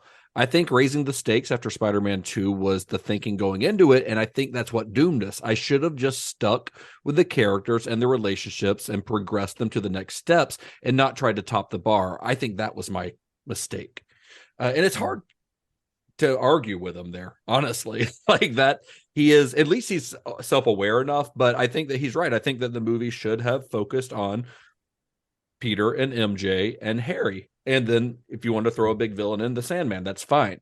You know, it's like I said at the top of the show, I wish that I could sit here and talk about how Spider-Man 3 was just, you know, misunderstood, or that it was ahead of its time, or it's better than you remember. But the truth is that it's a movie that is kind of hard to defend. It's not like, this is not like the worst movie ever made, like some of these reviews want to say, but when you compare it to the movies that came before it, it's a letdown. You know, it kind of got away from everyone involved, it feels like. I mean, there are good moments in it. Me and Gary already mentioned our love of the the emo Peter Parker scene, the bully Parker scene. There are good moments is what I'm getting at. And there are even a couple of great moments here and there, but the movie is all in all a bit of a mess. I think Spider-Man 3, watching it this time, and I watched it a couple of times because I watched that editor's cut. Have you guys seen the editor's cut? No, I don't think I did. I watched it this morning, and it's not vastly different, but it's slightly different. They released it in like 2021 ahead of No Way Home, I think, as like a promotional thing. They called it Spider-Man like 3.1 or whatever, but it's a whole new cut of the film where the editor, he used some alternate takes in some scenes and some different musical cues. And there are a couple scenes that are taken out, like the big exposition scene with the butler is removed from the film. And there are a couple of scenes added, things like that. Overall, it's a slightly better version of the movie, but it still has all of the same problems that the movie has, which means that it's just, there's just too much there. It's still a mess, and there's no way to remove like Venom from the movie, no matter how you edit it. Right. To me, watching it this time, though, what I was getting at was it kind of feels like the end of an era, almost. As far as blockbuster filmmaking goes, there was this kind of brief period of time in the late 90s and early 2000s when we had a handful of big blockbuster franchises that were really filmmaker driven.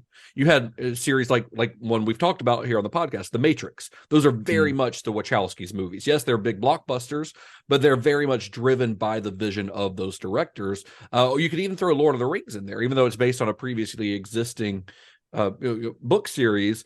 They really feel like a passion project for Peter Jackson. And I think that the first two Spider-Man movies kind of feel that way. You can feel how important these films and these characters are for Sam Raimi, and his enthusiasm for the material really just drips off the screen. But then nowadays, most blockbuster franchises are driven more by corporations and the producers that work for those corporations, more so than they're driven by their directors. And I'm talking like big stuff like the Star Wars movies, the Marvel movies. I mean, sure. Gary, you referenced it earlier, but that's how you explain someone like Edgar Wright or even Phil Lord and Chris Miller being fired from the MCU and the Star Wars movies. It's because their directorial styles, their vision for the movies are too idiosyncratic to fit in with what their corporate overlords felt like the films should feel like. There are some exceptions to that rule. I mean, I think James Gunn is the biggest exception. He's the best example of a director being able to work within like the Marvel wheelhouse while also creating films that feel like they're still his. But those exceptions are few and far between. It does feel like that's almost an accident too, for what it's worth. I mean, it's not an accident. I mean, but I know what you mean. Kind of is. It feels like he's getting away. It feels like James Gunn's getting away with something. Yeah. Like they still haven't IMDb'd James Gunn. Well, and I just mean the Guardians of the Galaxy, although they show up in the Avengers movie, that's a weird version of the Marvel universe. Often, like it's all often its own little corner. Yeah, exactly. And Spider-Man 3, though, to me, it feels like it's somewhere in between the worlds of director-fueled franchises and those that are driven primarily by producers. Because while there are some Sam Raimi touches here and there in the film, overall, Spider-Man 3 feels like a movie where producers care more about selling tickets and tie-in merchandise, toys, etc., than they do about telling a good story. Where they'd rather sell Venom action figures than to ask whether or not Venom actually belongs in this universe. And Venom, we've mentioned him several times, obviously, about the way he's used in the film, and he's an easy target. But his inclusion is just one of many issues here, I think. I mean, the fact is that the film is far too bloated. I think that if Raimi had just included Sandman as the main bad guy and left Venom out completely, it could have drastically improved the film. We've already talked about Thomas Hayden Church. He's very good in the role.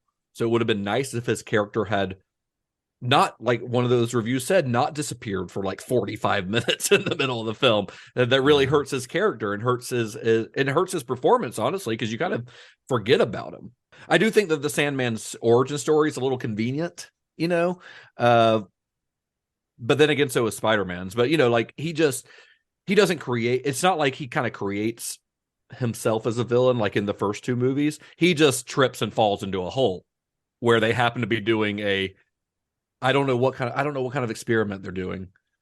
I don't know what those guys are trying to do. They when they start the experiment, they're just like demolecularization, initializing. Like, what are you Of what? There's a pile of sand. Like, what are you guys doing? And at the end of the experiment, there's still a pile of sand. Like, what were you guys? What was the goal of this? It's just, it feels very convenient and very lazy, honestly. I got to be honest with you, comic wise, that's literally what happens to Sandman. Like, I know, but like, give us an explanation as to why. Like, what is this experiment? Like, how does this happen? Like, although I'm sure in Stanley's time, I think maybe it was like something atomic, you know, probably. He just stumbles into it because he's running from the cops. Like, that's straight from the comics. Marco falls into a pile of sand and becomes Sandman. That's it. There you go. That's all you need. Enough said. Unfortunately, I think the film just doesn't give enough time to any of its villains. All three of them really get kind of shortchanged. Which to me means that not a single one of the three villains' plot lines feels satisfactory. Like, none of them really work the way that they're supposed to, especially like Harry's really doesn't work. And that's the one that's been building up for 3 movies. And it just kind of like, One of the things that I think Raimi did so well in the first 2 movies is how he linked his villains to Peter Parker in somewhat meaningful ways, and he tries to do that here. That was their goal, by linking Sandman to Uncle Ben's death. And that, again, it's a little bit convenient as a plot device. I don't really like him being connected to Uncle Ben's death. It just seems like it makes the world feel really small. It's like how in Star Wars now, everybody's got to be related to someone from the original, Skywalker or Solo or something. It just makes the universe feel very small. And I think you mentioned, you touched on that a little bit earlier, Todd, right? You were not a big fan of that plot device. Yeah. It was, I get it. It makes me think of having Joker kill Bruce Wayne's parents, where that's not what happens in the books, but I mean, it connects him in a way. At least in the Tim Burton one, it was like the origin story. Yeah. In this, it's like, oh man, by the 3rd time that the villain is like very closely linked to Parker, it's becoming a little bit like, really, guys? Like, what are the chances? like, what are the chances that another supervillain is somehow linked to Peter Parker? It's a little silly.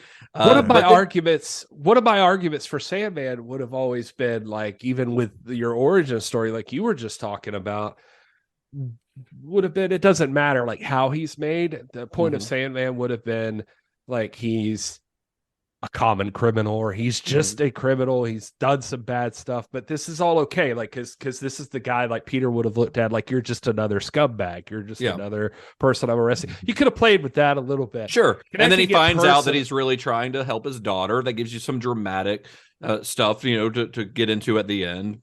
But to connect him personally to it is not necessarily. You've already milked Uncle Ben for everything you need, right? Yeah, like it doesn't help Peter along anymore as a character. Except I guess I see what he's doing. Turns out the insurance agent for Uncle Ben's car, right?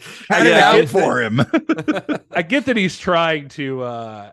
Peter forgiving him at the end is supposed to be like the arc, and it works at the end. Like, that scene works.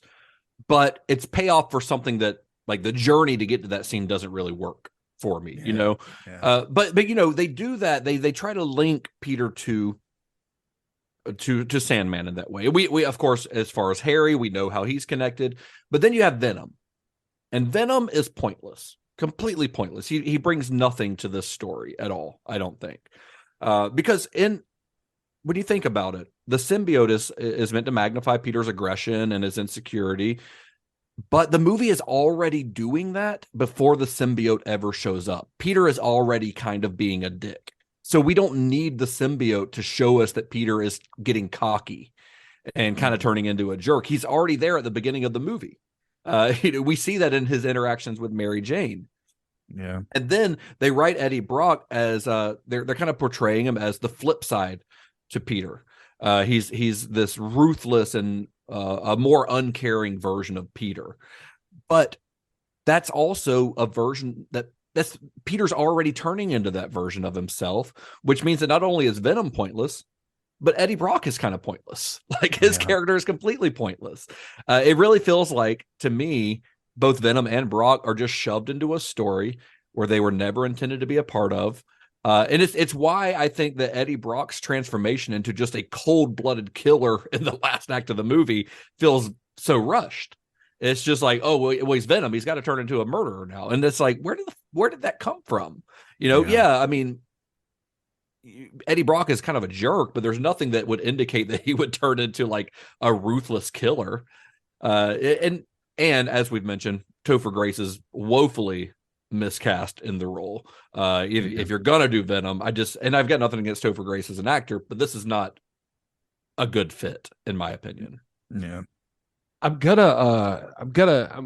mess this up probably on the timeline, so comic nerds don't hold me to it. But what I want to say about Venom is that Venom in the comic books is not like his arc in the books is massive. Like I say his arc, like he's gone through, he's a Spider-Man character since the 80s now, so he's done all kinds of shit. But Flash Thompson was Venom for a little while. Exactly. Yeah. And the Scorpion was, and anyway, I think where I'm trying to go with this is that to say, like, I think what people think is cool about Venom in the comics is that, so the story's pretty similar. Like, I'm not going to like try to deep dive, so bear with me, but like Eddie Brock still feels betrayed by Peter Parker. Like, it's like Eddie Brock was covering the story and then he can't get what he needs, so he kind of makes something up, and then Peter Parker actually figures it out, and it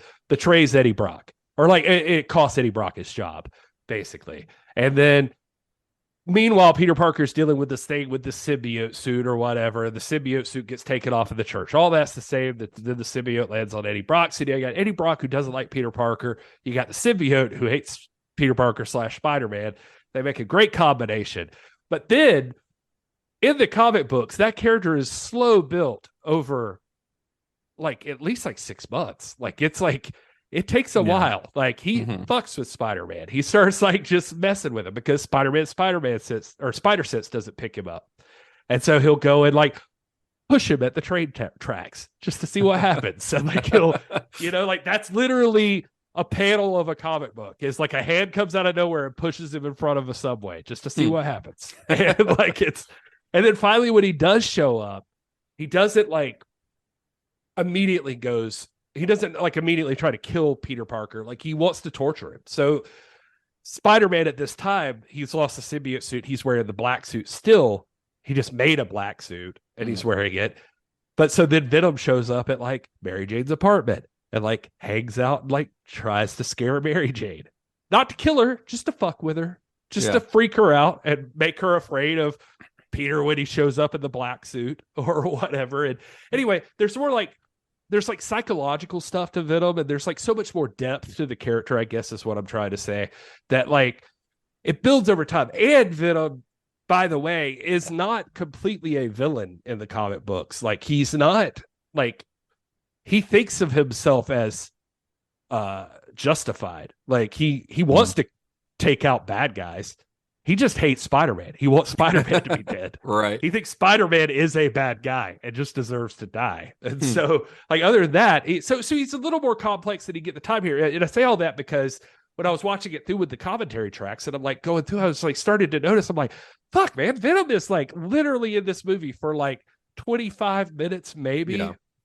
If that, and not like on screen that whole time. Like, that's just from when the character first exists till the end. So you got this character that everybody's anticipating for all this time, and then you barely do anything with him. You just shortchange the whole thing. So what's the point?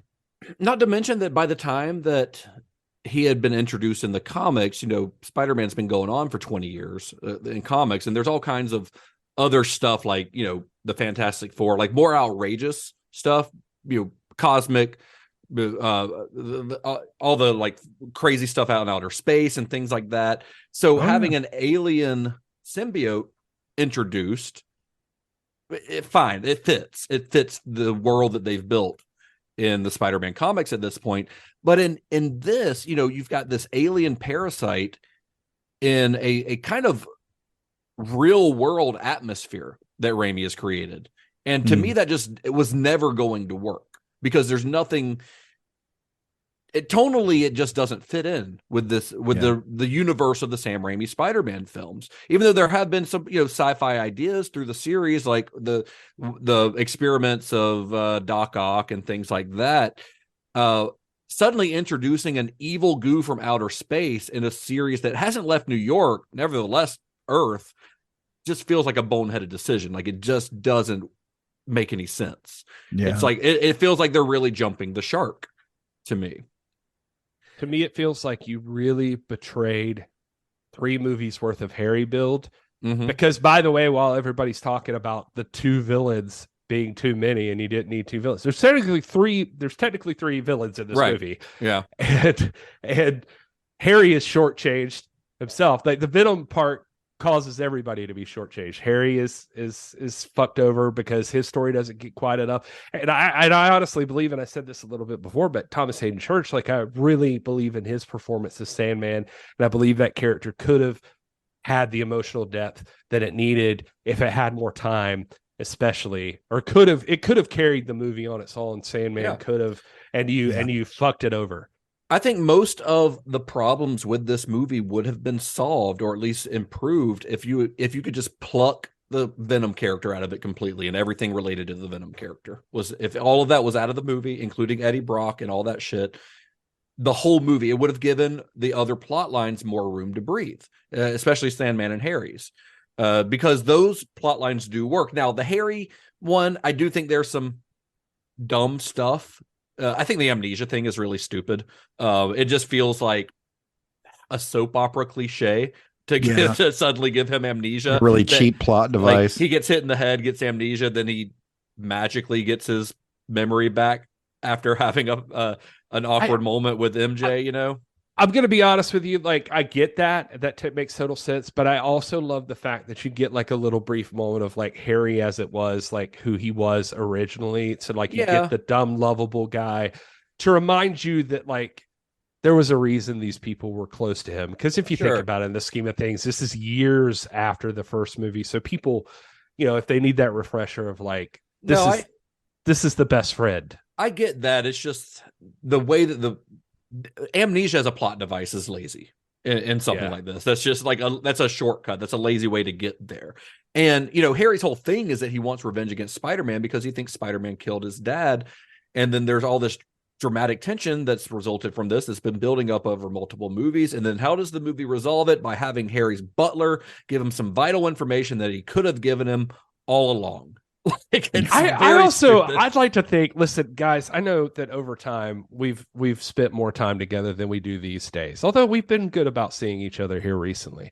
I'd like to think, though, that if I walked into a room and I found my dad dead and Todd or Justin, you were standing over the body, I would at least take a moment to be like, hey, what happened? Did you kill my dad?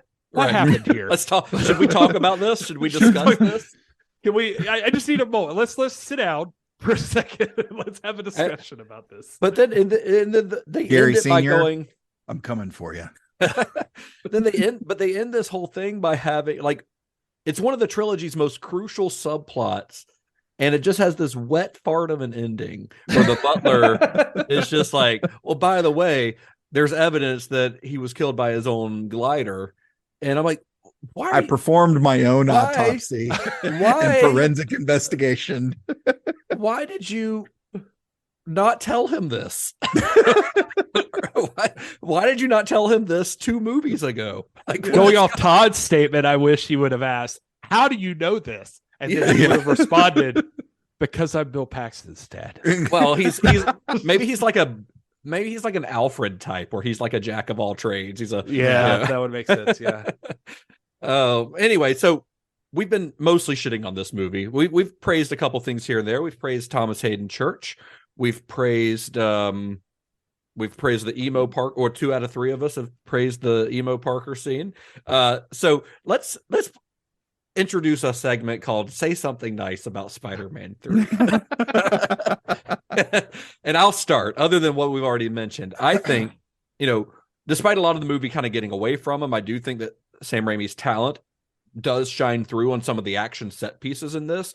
We've discussed some of these before, but a lot of these action set pieces, they get they start being worked on like way ahead of time because they have to plan it out. They have to do animatics and all this stuff. And so a lot of times this stuff's getting worked on before a script's ever complete. So they're going to feel more complete and more ready to go. And I think that's maybe why they worked better than a lot of the film. But I think the first big action scene, which is where Harry attacks Peter, and then the chase, I mentioned it before. I think that fight is actually really good. And I love the way Raimi's camera just flies all over the place in it. I do think there's some, like I said, some questionable green screen work in that. But I think it's really good. And I think the one that follows that, the big crane scene with Gwen, is a really great action set piece. Now, whether they work in the context of the movie, that's a whole nother story. But the action set pieces themselves, as far as the way that Sam Raimi is filming them, I think are really good. Even the fight with Venom at the end is a really good fight. I wish it hadn't been with Venom, but it's very well done. I love the scene where where Peter grabs the poles and like he's just slamming them around. The way that the camera follows the action in that is really outstanding, and it feels like a Sam Raimi movie at times. It's just too bad that the rest of the movie kind of got away from him, but the man can still shoot an action scene. I was happy that we got to see Ursula again. I actually really like Ursula. I like Ursula a lot too. I wish Peter hadn't been such a dick to her. Peter would be so lucky to end up with somebody like Ursula. She seems very sweet. She bakes. Very nice. Yeah, she I will say, yeah. I crush on Ursula too. It is one of the funnier parts of the movie, watching him do that scene on the phone with Kurt Connors, and she's feeding him cookies. Yeah. So I that's Ursula's Todd's. that's it. That's That's all Todd's got, is that he likes Ursula. Yep. All right, I'll go. To me, Venom is the weakest part. It should not be there. I think we've established that. Look, I'm not going to sit here and tell you that this movie is amazing, like Spider-Man. See what I did there? Hey. But some people talk about this movie like it is the worst, and I wholeheartedly disagree with that. Yeah. There is stuff that just doesn't work, or it should have been trimmed out. We talk about things that get trimmed out all the time. And it's honestly rare that we find a movie like this where we can be like, wow, if they'd have cut out this whole story, the movie would have been twice as good. Yeah. But anyway, this movie isn't the worst. It's not the worst movie in the MCU, technically, in my opinion. Or if you want to not consider it part of the MCU, I don't think it's the worst non-MCU movie, non-MCU Marvel movie. It's not even the worst threequel, in my opinion. I'd probably have to revisit it, but hell, it might not even be the worst Spider-Man movie. I don't know. Yeah, but I haven't seen The Amazing Spider-Man and its sequel in a long time, so I don't remember much about them. But all of that, though, is largely due to Sam Raimi as a director. Like, he is more than competent. Like, Sam Raimi is an artist. He is a visionary. His eye with that camera is like nobody else's. And anything he touches, I don't know. If it ain't gold, it's got a lot of shine. Yeah, I agree. And, I mean, that's why I get a little bit sad when I watch this movie, because, you know, we've spent so many hours on this show getting to know Sam Raimi, and the one thing that we love about him is how infectious his enthusiasm is. Like, he likes to have fun. You know, when you watch a Sam Raimi movie, you can feel how much fun he's having, and that infuses his movies with a very specific energy. They're filled with joy, even when they involve, like, you know, evil demons ripping people limb from limb. They're still fun. And I think that joy and that enthusiasm, that kind of energy that he brings to it, is what's missing from this film a lot of the times. It often feels like he is, other than in some of those action scenes where you can see his hand, it often feels like he's kind of just going through the motions here. Like he's just become a cog in a machine, which a guy like Sam Raimi shouldn't be. It almost feels like he's driving a car that's barreling out of control because someone else keeps trying to snatch the steering wheel away from him. That someone being Avi Arad, I guess. And that's all that he can do to keep it from crashing, you know? It kind of bums me out, because I know that this is not like, that this is, I can feel his frustration on screen. Yeah. You can. It's funny you said it that way because listen, I'm not gonna shit on Avi Arad. Like there's different people cover from different motivations, and he's admitted that his fault on the problems with the film. Yeah, I was gonna say, like, I mean, you could make the argument that Sam Raimi shouldn't have taken on a job that he wasn't handling, and we can probably get more into that. But if this is a show to talk about the director and hell, even his like whole team, this whole thing is the part where it shows you just how much that matters in movie world, because this movie had every reason, to your point, it had every reason in the world to fail. And to not matter even, or to like fucking be in obscurity because of how bad it was. And it didn't do that, and it hasn't done that. And I don't think it has. And I think the fact that it hasn't is 100% because Sam Raimi is the director of this movie. Yeah. It's not just some director for hire kind of thing, because even when he's not at 100%, he's still Sam Raimi. You know. Yeah. I think you know, a little bit expanding on what you said, Justin, it kind of feels like Sam Raimi turned in a phenomenal chapter 1 and cleared the bar a second time with number 2.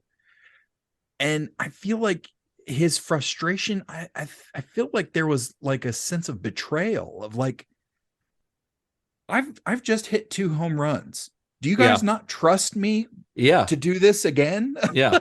I know what I'm doing. Like, so it feels like these people who were really on his side and who championed him in the beginning and fought to get him this based on his passion have completely abandoned that for dollar signs. Yeah. And frustration, betrayal, to a point where he's just like, how does the Venom suit look? I don't care. Right. You just say in that one statement, Todd, you just changed my whole opinion on something I said earlier, because I'm looking at this now and I'm thinking, Avi Arad, like everybody was backing Sam Raimi, and then Avi Arad's the one who's like forcing Venom into this thing. And how do you, if your motivation is to care about Marvel and to care about the characters and to be so good at like protecting how they're portrayed on screen, how do you get so far into Venom being this that you're like, keep it going? Like, this is what I want. This is Venom. It's like, that's, it's such a bummer. I don't know. I'll tell you this. When I was watching the commentary of the producers, not the movie, the producers of this movie. Not Mel. It wasn't Mel Brooks. Right. Laura Ziskin had a Mel Brooks series. Oh man, one day. That should happen. Laura Ziskin had 2 great stories. She was talking about how Sam Raimi told her that Spider-Man changed him. And one of the stories was basically they talk about how for him a lot of times it was like they'd have talks about how making sure the fans were happy and how there were so many Spider-Man comic fans and how important that was to please them. But then this one story was on, she said they were on 6th Avenue in New York City filming the crane sequence. And she says there was like this huge crowd like sitting outside and they were watching everything, and they stayed all day long watching them film this sequence. And so finally she went over to Sam and was like, these people have been here like all day. Do you want to go talk to them or something? And that Sam went over and like started hanging out with the people that were in that crowd. And he started like signing autographs, and he stayed for forever, like talking to everybody and whatever. And said all these people were like praising him for everything. And she said he came back over and was like, Laura, they're Spider-Man movie fans. And like it had blown him away that it was like more about the movie than even the comics for him. And that had changed him. And the other story is, by the way, she said that they went to France together for a screening of like Spider-Man 2. And she said they were sitting together, and he leaned over and said, you know, for my whole life, I've loved movies, and I've always been fascinated by what the camera does. and what the camera can do. And now, after these two movies, the thing that I think I care more about in movies is what these characters do and what the characters can do. And so for me, when I heard that, and then I like rewatched the scene of like the fact that the ending of this trilogy is Peter and Mary Jane dancing. Yeah. It's everything you need to know that that's true. Yeah. Like, yeah, it's just beautiful. It's really like, nice. I always got a tear in my eye. Well, I might have fallen like a baby. I don't know. I won't say. Well, if I can reference that Nerdist interview again, because it's really good. You should go listen to it. I've got another quote from him. He said, "I messed up plenty on the third Spider-Man. So many people hated me for years. They still hate me." And it kind of bums me out to hear him say that, because Sam Raimi is a hard guy to hate, and I honestly don't think anyone who saw Spider-Man 3 hates Sam Raimi. At least no one with half a brain. I think fans of the series just wanted him to be able to exit the franchise that he helped to create on his own terms, with a movie that was truly his vision, just like the first two had been. And I think that's what the real kind of tragedy of Spider-Man 3 is. It feels like we were robbed of another great Sam Raimi movie.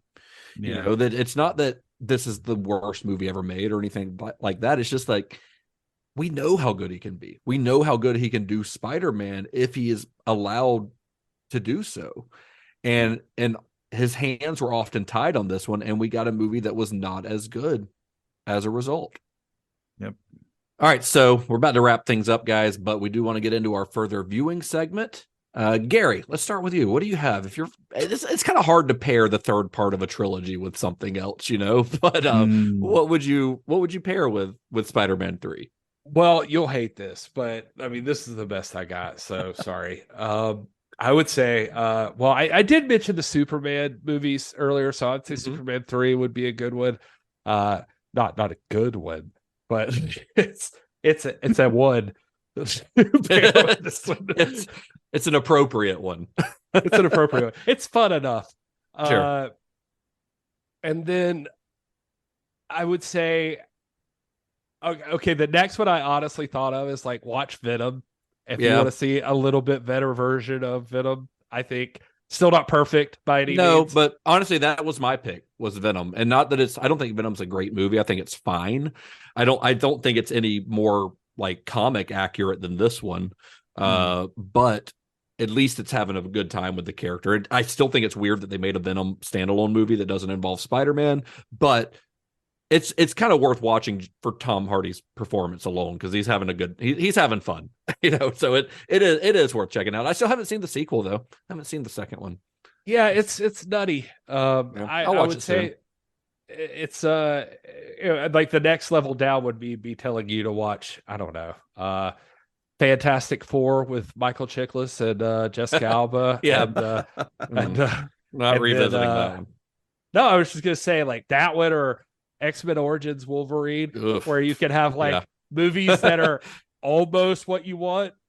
They have like 10 minutes or 20 minutes each of things that you think are pretty cool. And then movies like, wow, that like if you watch them, watch them and then watch Spider-Man 3, Spider-Man 3 is not going to seem so bad.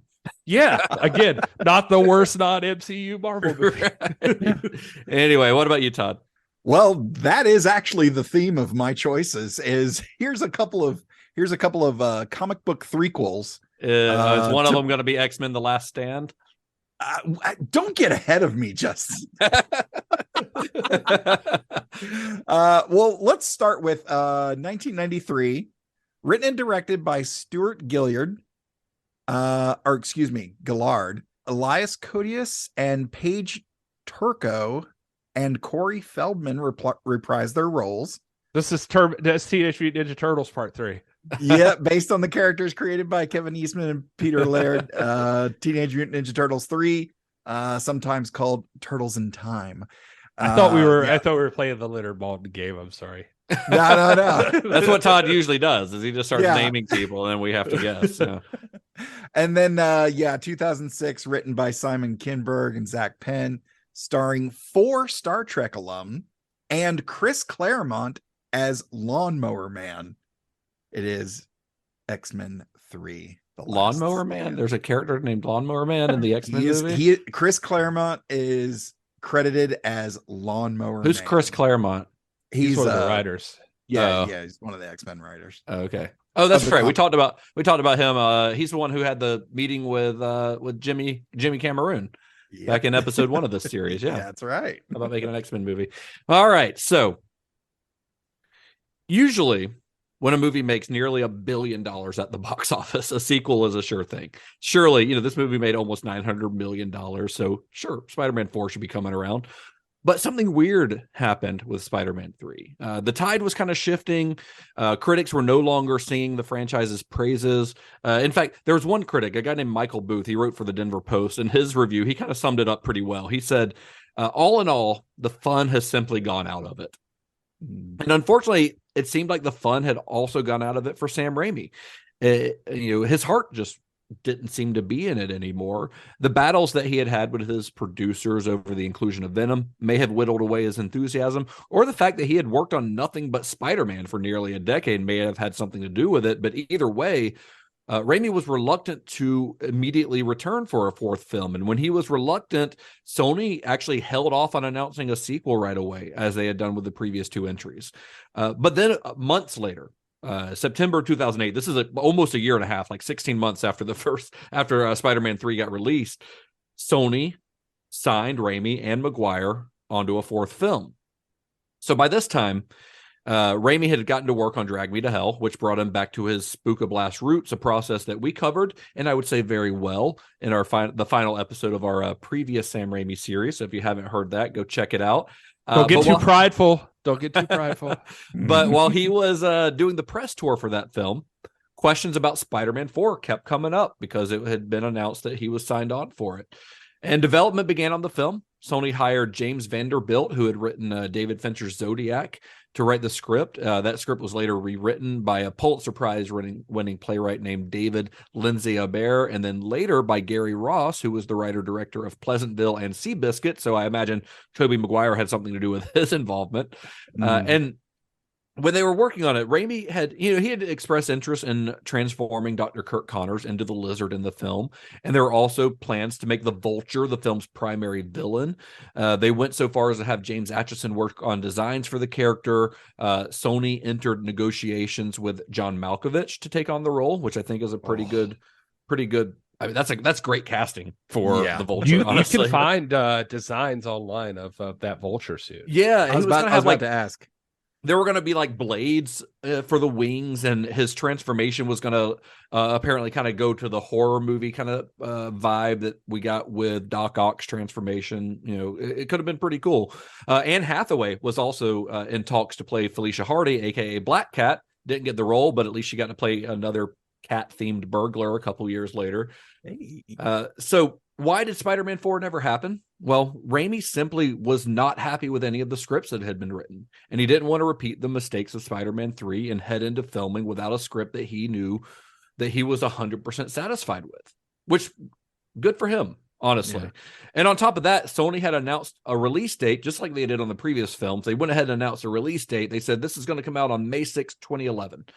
And without a satisfactory script in place, Raimi just didn't think he could meet that deadline and still deliver a movie that he felt was good enough.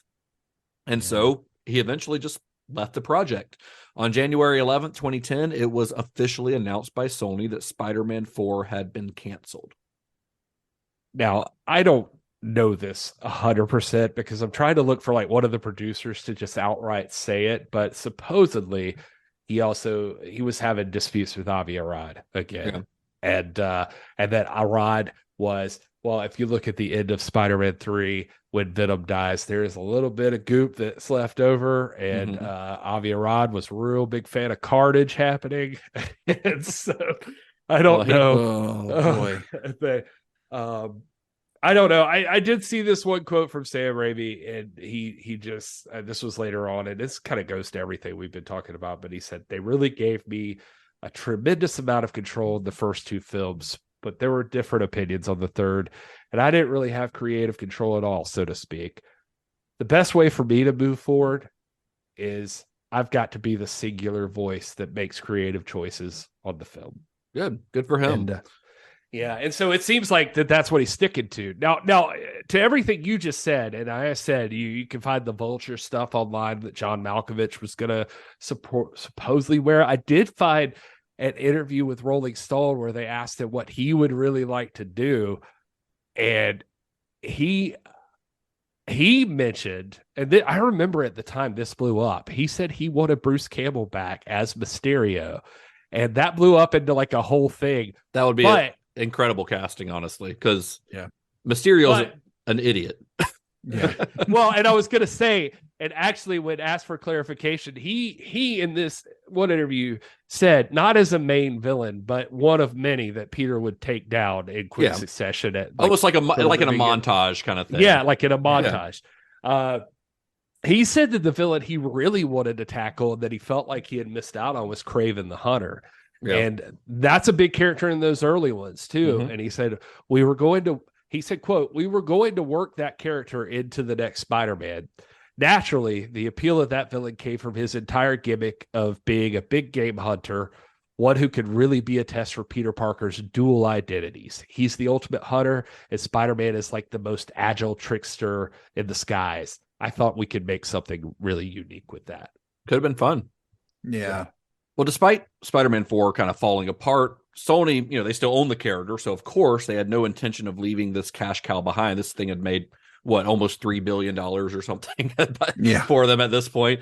So by 2012, they would reboot the franchise with producers Laura Ziskin and Avi Arad, hiring Mark Webb to direct a script by Alvin Sargent.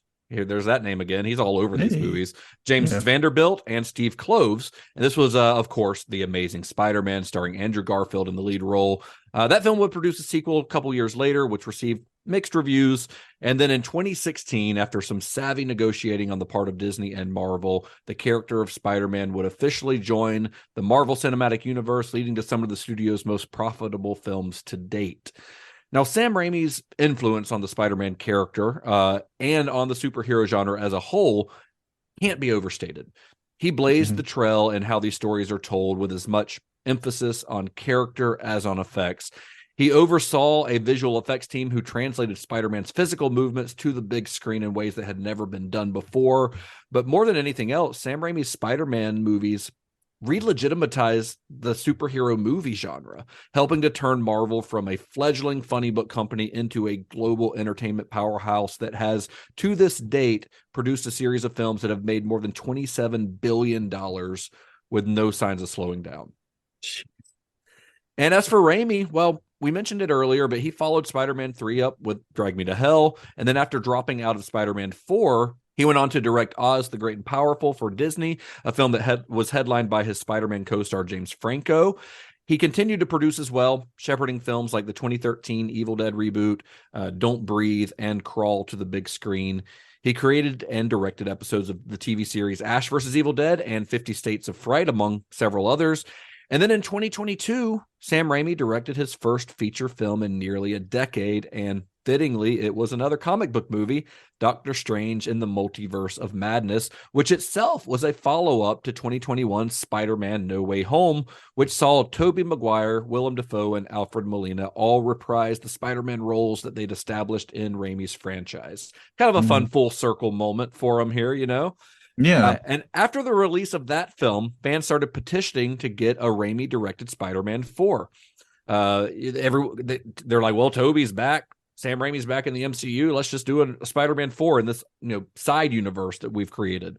And while the concept of the multiverse that's been introduced in the MCU does make this possible, Raimi has said that he has no plans to direct another Spider-Man film, although he has said in some interviews that he'd be open to the possibility, but only if there was a story that he felt made it worth his while to return to the character. Now, while that's incredibly unlikely to happen, at least we'll always have Sam Raimi's Spider-Man films to revisit, even if the third one doesn't quite live up to the first two. 2 out of 3 ain't bad, right? Right.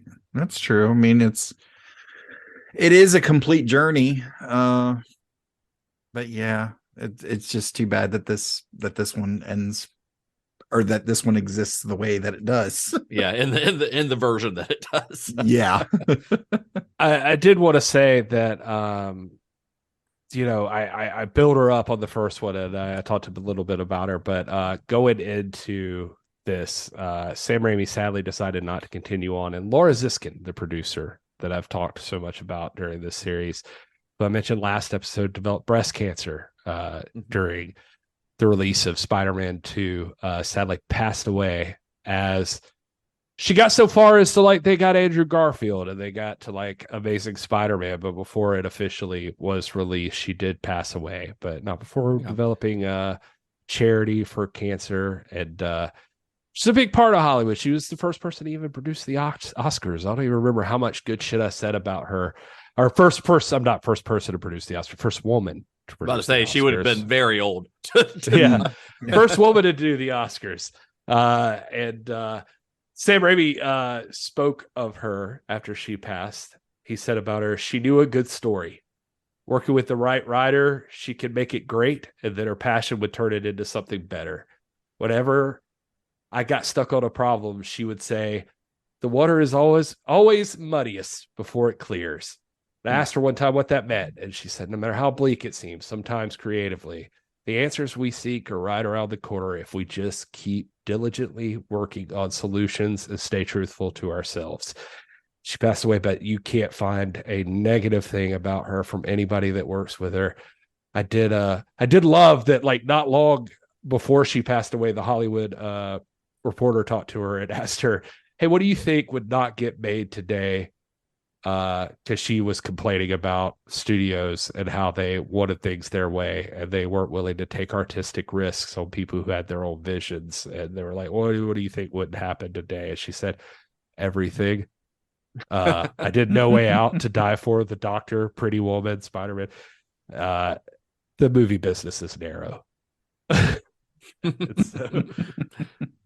But God bless Laura Ziskin. I just wanted to throw that in there. Yeah, of course. Well, that brings us to the end of our Sam Raimi series.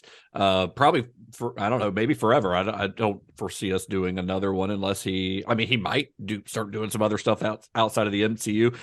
I'm definitely not going to do an Oz the Great and Powerful episode.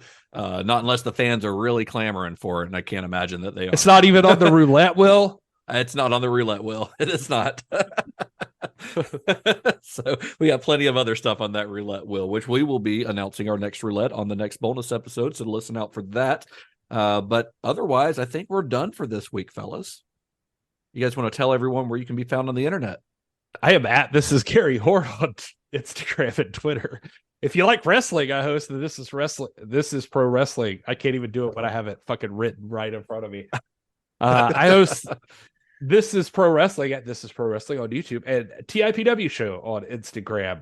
I also work with the National Wrestling Alliance, and you can access their links in their bio on Instagram at NWA. June 9th, I'll be headlining a comedy show in Hiawassee, Georgia. If you like Star Trek, I'll be hosting Trek Fest 38 in Riverside, Iowa, June 22nd through 25th. Go to trekfest.org for details. You can find me playing Modifius's Star Trek Adventures on Cosmic Crit on YouTube at Cosmic Crit. I'm also working my way through the entire Star Trek franchise in chronological order on my show, Computer Resume Podcast, available now wherever you get your podcasts and on all the socials at Computer Resume. And I'm at Mr. Todd A. Davis on Facebook, Twitter, Instagram, Letterboxd, and D&D Beyond, as long as they behave themselves. Well, this episode's coming out on June 20th, so unless you have a time machine, you will have already missed that comedy show in Hiawassee, Georgia. Oh, is it? Oh, damn. Well, I am at Justin_Bishop on Instagram. The show is Cinema_Shock. That's Instagram and Twitter. You can also find us on Facebook. Check out all of our episodes, as well as links to our Discord and our merch, etc. on cinemashock.net. And until next time, may the wings of liberty never lose a feather. And be excellent to each other.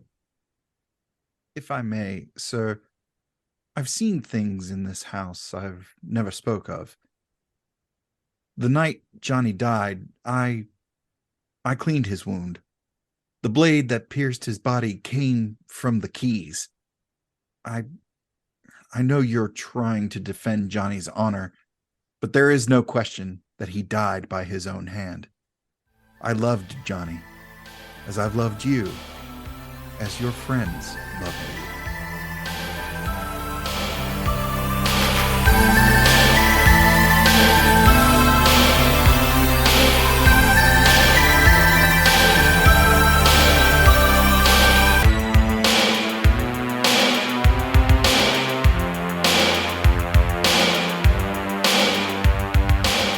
How would he know that's by his own hand? Yeah.